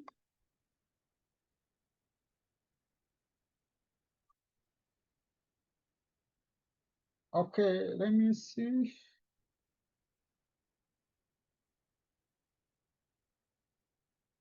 Because sometimes they give you proportion. Like which portion are you going to, which portion is equity, which portion is debt? Now we don't have. Do we have real? Okay, if it's not given, you assume it is 50-50. Okay. 0.5. It will be the 20% times the 50%. That is the proportion of equity. Remember the formula, E over E plus D. What you be getting there is proportion. E over E plus D, what you be getting is proportion. But in this case, you cannot tell. Eh? So here you say 14 times again 50 because you don't know the proportion. So finally, what is your work? 17%. That is 17%. That is our work. Okay, that's what we are going to use to discount here. So you will use 17 at 17%. Here it's 0, then here it's what? Okay, you will finalize that, then here you will get your PVs. Okay, you can tell me, because it's you have this is 0 .what? 0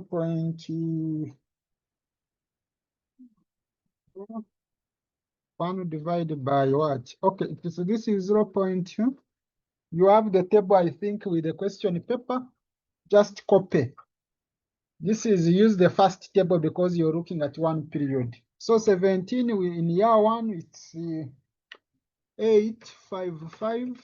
Then here it's 0 .3. Let me hope you have the table. 3, 2, 1. Then here.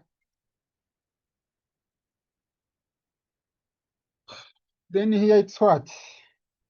0.624. Then here it's 0.534.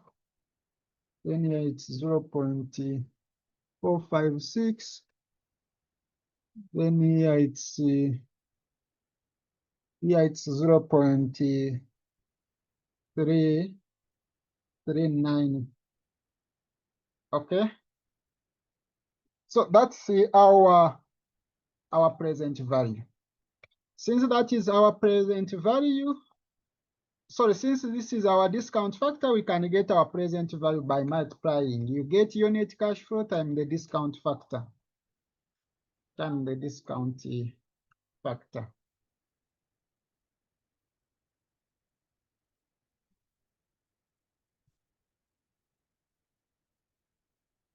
Okay.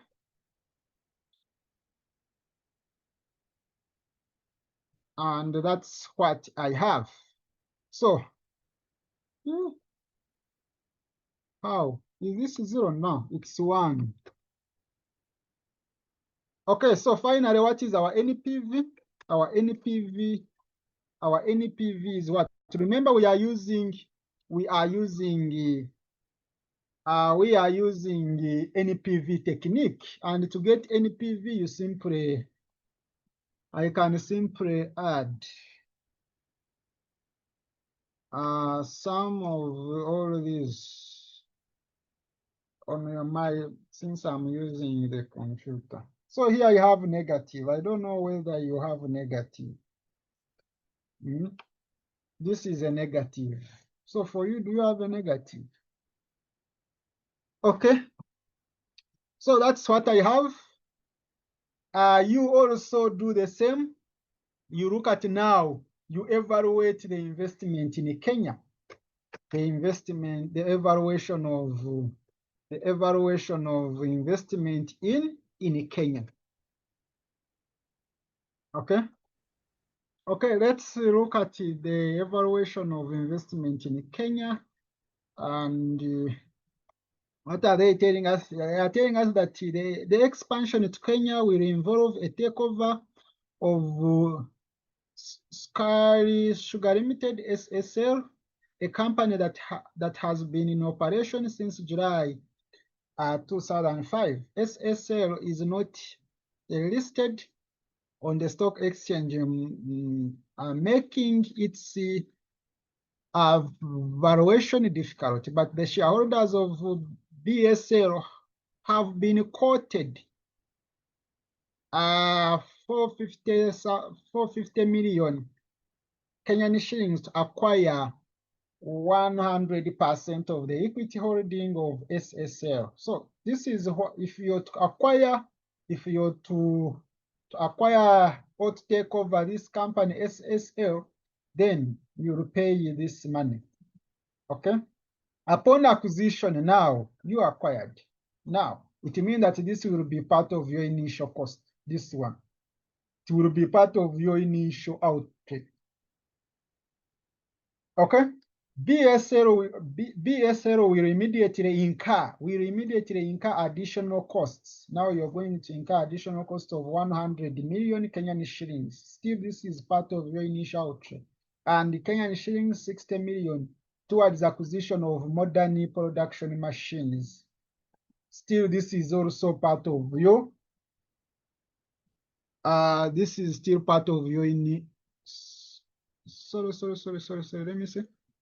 And Kenyan shillings towards acquisition of modern production and initial working capital. So it means that what? 100 is related to what? 100 is related to 100 is for acquisition of modern production machines, isn't it? 100. That is acquisition of modern production machine. Then 60 million is initial working capital. Okay, is it clear? The proposed strategic takeover is expected to generate annual taxable cash flows. Now you're given annual taxable cash flows. These are cash flows before tax. Okay, you have this in current terms. In year one, increasing by annual inflation in each of the subsequent period until the end of estimated investment period of 5 years. So here you have the investment period of only 5 years, and that's all you need to answer that to handle part of investment in Kenya. So what does this one mean? The only working you need, working number 9, you need the taxable, okay, the taxable cash flows. You can even do this from the table, but it can confuse you. The taxable cash flows you have, this is from year 1 to year 1. Okay, this is year 1, year 2 to year 5. Here we are dealing with we are dealing with only 5 years. So you have the current the taxable cash flows in the current terms, taxable cash flows in the current terms, and the current taxable cash flows. That's what I'm trying to find. The current taxable annual cash flows are what? 240 in year 1, but increasing by what? Oh, I don't need to do a working here. I don't need actually to do a working. All I can do is to, I don't need that working. That is wastage of time. All I can do is, let me just copy this.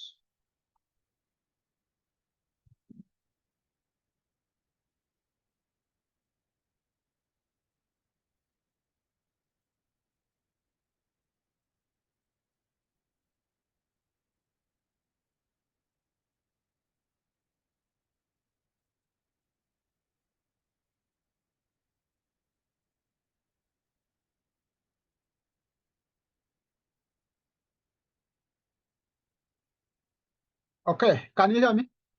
Can you hear me? So here you start with These are cash flows in Kenya.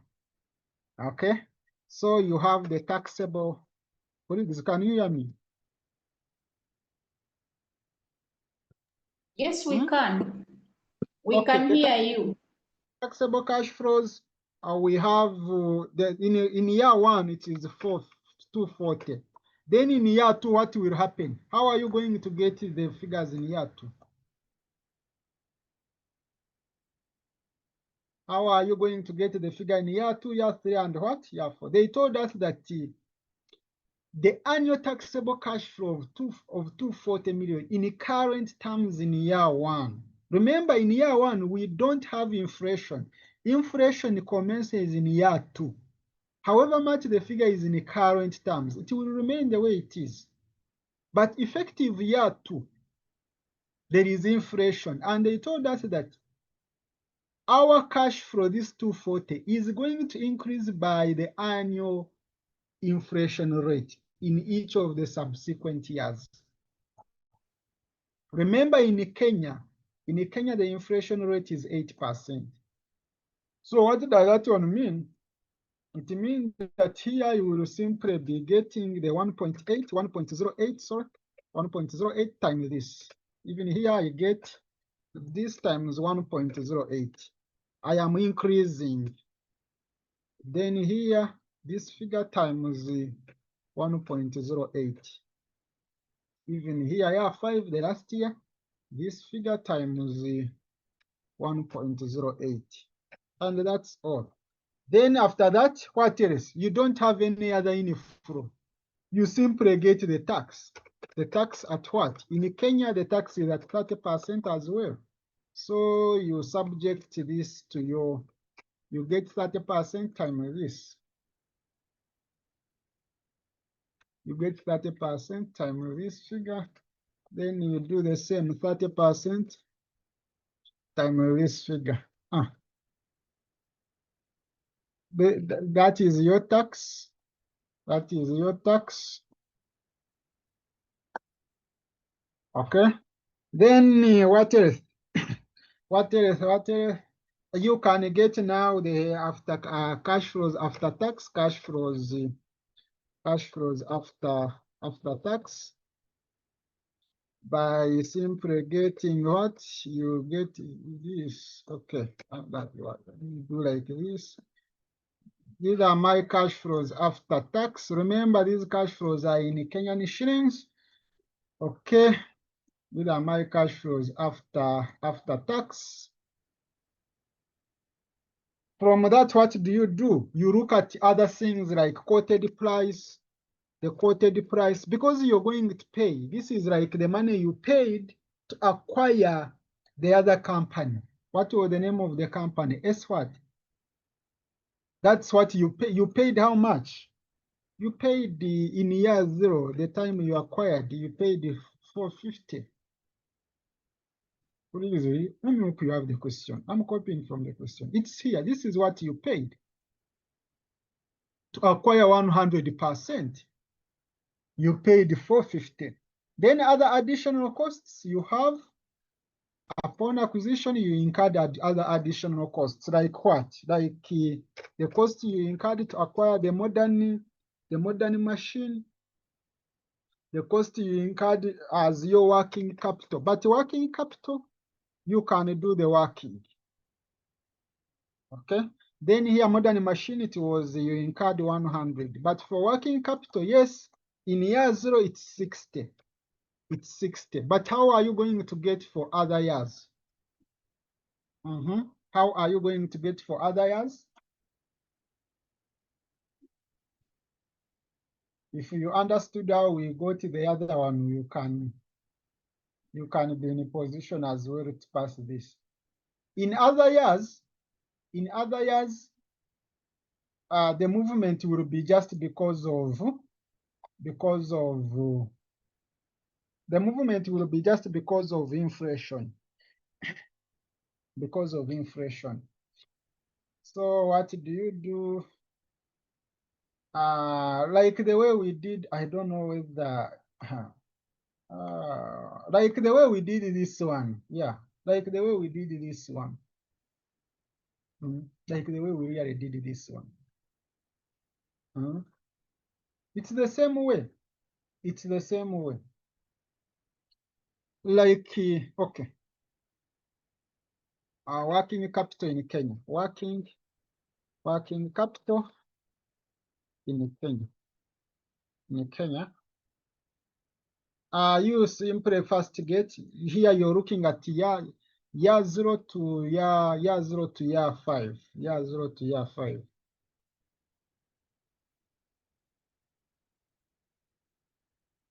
Year 0 to year 5. Now you have like the same way. This is the total working capital you need for each year. Each year you need this. Okay. Okay. Here you will need how much each year? Total working capital each year. Total working capital each year you need how much? In year 1 you need 6 million, isn't it? In year 1. How much in year 2 you need how much? Remember, I'm getting, is it 6 million or 60? 60. Sorry, colleagues, it is 60. It's 60. This figure is 60. That's what you need. Even this side, I have to change. I put what? 60. Okay, I have already recorded 60. I don't need the also these zeros. I remove. Now, in year 1, how much do you need in total as working capital? Because of inflation, in year 1, you need this times what? Yeah, times 1.08 overall. Then here it's also this times 1.08. 0.8 is from where? Inflation in Kenya. This one times 1.08. Then here it's this one times 0.1, 1.08. In year 5, you will just recoup. In year 5, you will recoup. Now, the relevant or the incremental working capital is what? This one will be 60, negative 60. You have to inject. It means that you need to inject 60 in year 0. You need to inject 60. But because you need in year 1, because you need 65, it means that you need to inject more. More how much? You need to inject more of how much? You need to inject more 5 million by getting this minus the difference. Then here you need to inject how much? You need to inject the difference here. Then here you need also to inject this minus this. Then here you need to inject this minus this. Then in year 5 you recoup. In year 5 you recoup, because this is not a going concern project. It's going to end in year 5. So because it's going to end in year 5, you recoup your initial working capital. But if it's a ongoing basis, then you don't recoup. You just leave here the way it is. But here you will simply get what? You will simply add. Get the total or the total you have here. Add. The answer you get here must be this, the other, like it's the same here. Okay, like what we did here, like the same way. You see, this one is the same as what? Is the same as this. Okay, so it means that in each of our years, we are going to record this. So you come here. You come here where you have working capital. In year 1, you put what? The difference was what? 5. Negative 5. Then here, negative 5. Colleagues tell me, let me open your writing. Then here, the next one is what? 6. This is negative 6. Then here, negative 6. Then here, 82. Positive. Okay, so that is my working capital. Do I have any other thing to talk about? I really don't think we have any other. So we simply look at what? Net cash flows. Net cash flows. And how do you get net cash flows? You look at the cash flows after tax, the cash flows after tax, then you add other. Do you have scrap? We don't have scrap here, so you don't put. So I get whatever you have here. That's what I have. Then for other years, that's what I have as my net cash flows. Do you remember these net cash flows are in Kenyan shillings? These net cash flows are in Kenyan shillings. So once you get this, now we are like on this step. We are like on this step. We are on this step. Once you're on this step, get the exchange rate. Get the exchange rate. The exchange rate.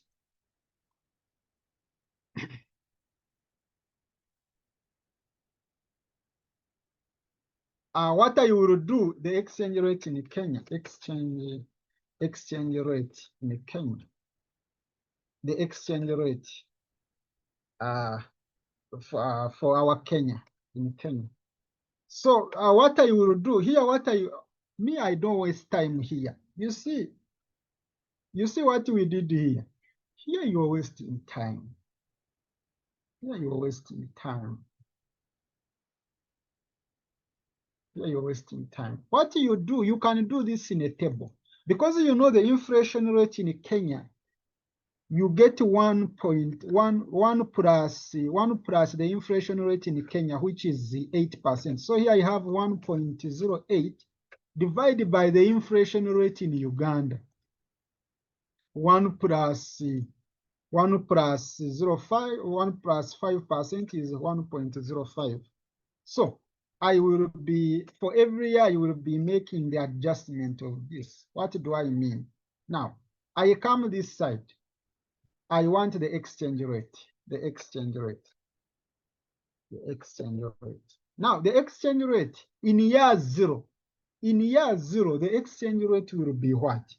Remember, the inflation starts in year 2. The inflation starts in year 2. That's what they told us. So because the exchange rate starts in year 2, it means that in year 0 and year 1, I will be using the spot of this 25 as my exchange rate. I will be using 25. Here I use 25, even here 25. But in year 2 now, I get this figure, the spot I have in the previous year, then times my figure here, times this. Let me copy this to be near me. Let me copy to be near me. Okay. So you will be simply getting the previous one times that exchange rate. Let me stick to this to confuse when I remove. Then here you get the previous one times. Are you getting times this?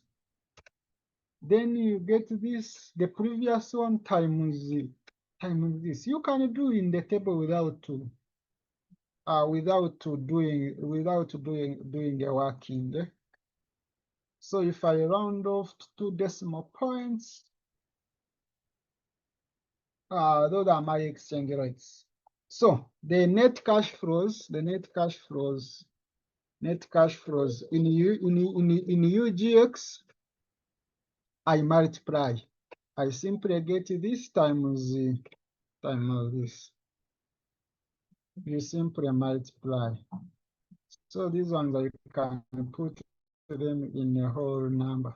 Okay, so these are my net cash flows in UGX. Now, what else can you adjust here? Because you don't have royalty, you don't have any other thing. But as I said, because here we don't have we don't have DT, double tax agreement, it means that you are going to go ahead and tax, you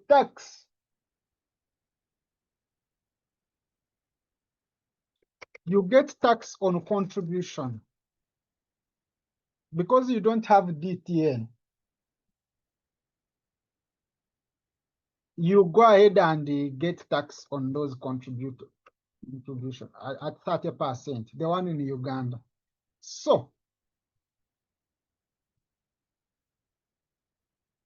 how are you going to be getting this? You get the contribution you have, or the taxable amount you have, like here, year one. You get this 240. Colleagues, are you on? Because you have to pay attention here. You get that 240. Are you on? Oh, I'm here on. Yes.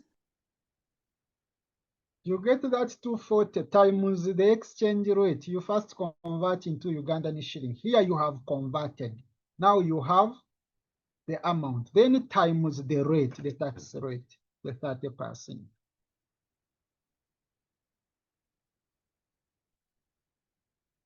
Okay, you do the same here. Remember, this is the tax. It's a negative. You do the same here. You get this times the exchange rate, which is this, then times the tax, the 30%.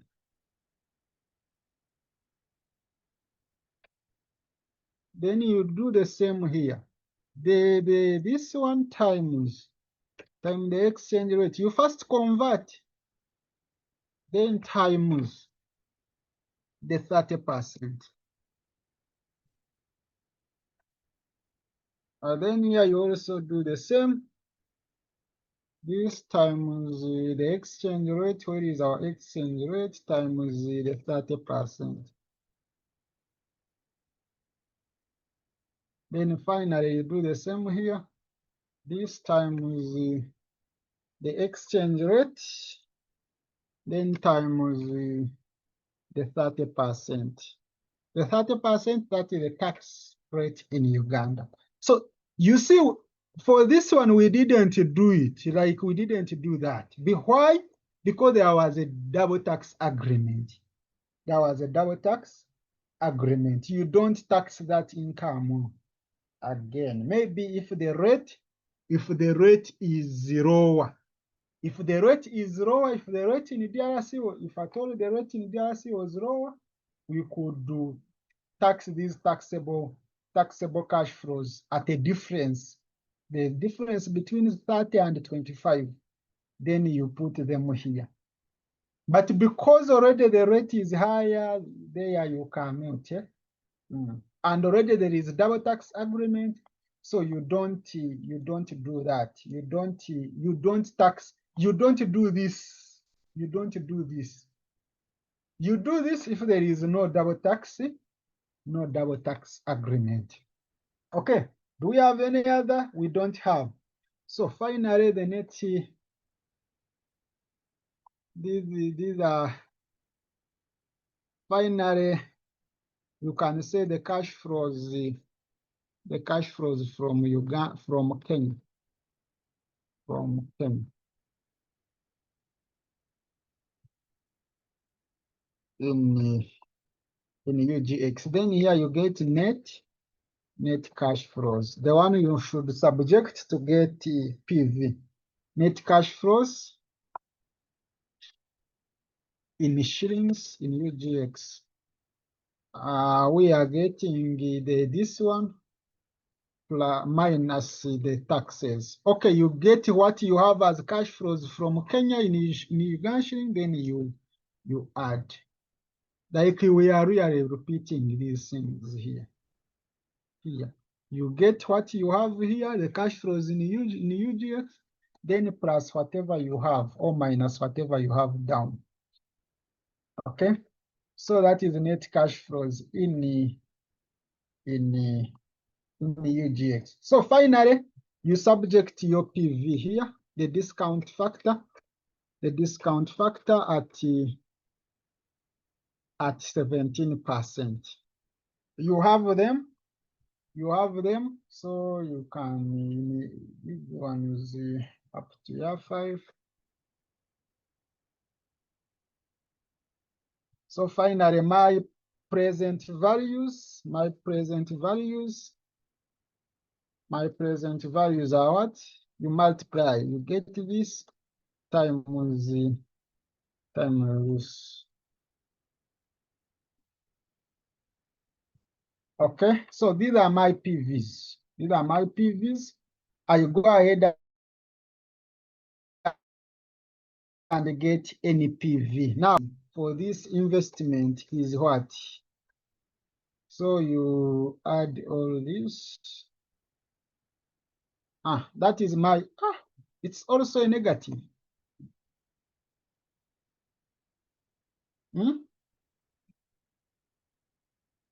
Are we safe? Okay. So since all are negatives, how do you conclude which one is viable? Which one is viable? Of course, here all of them are negatives. All of them are negatives.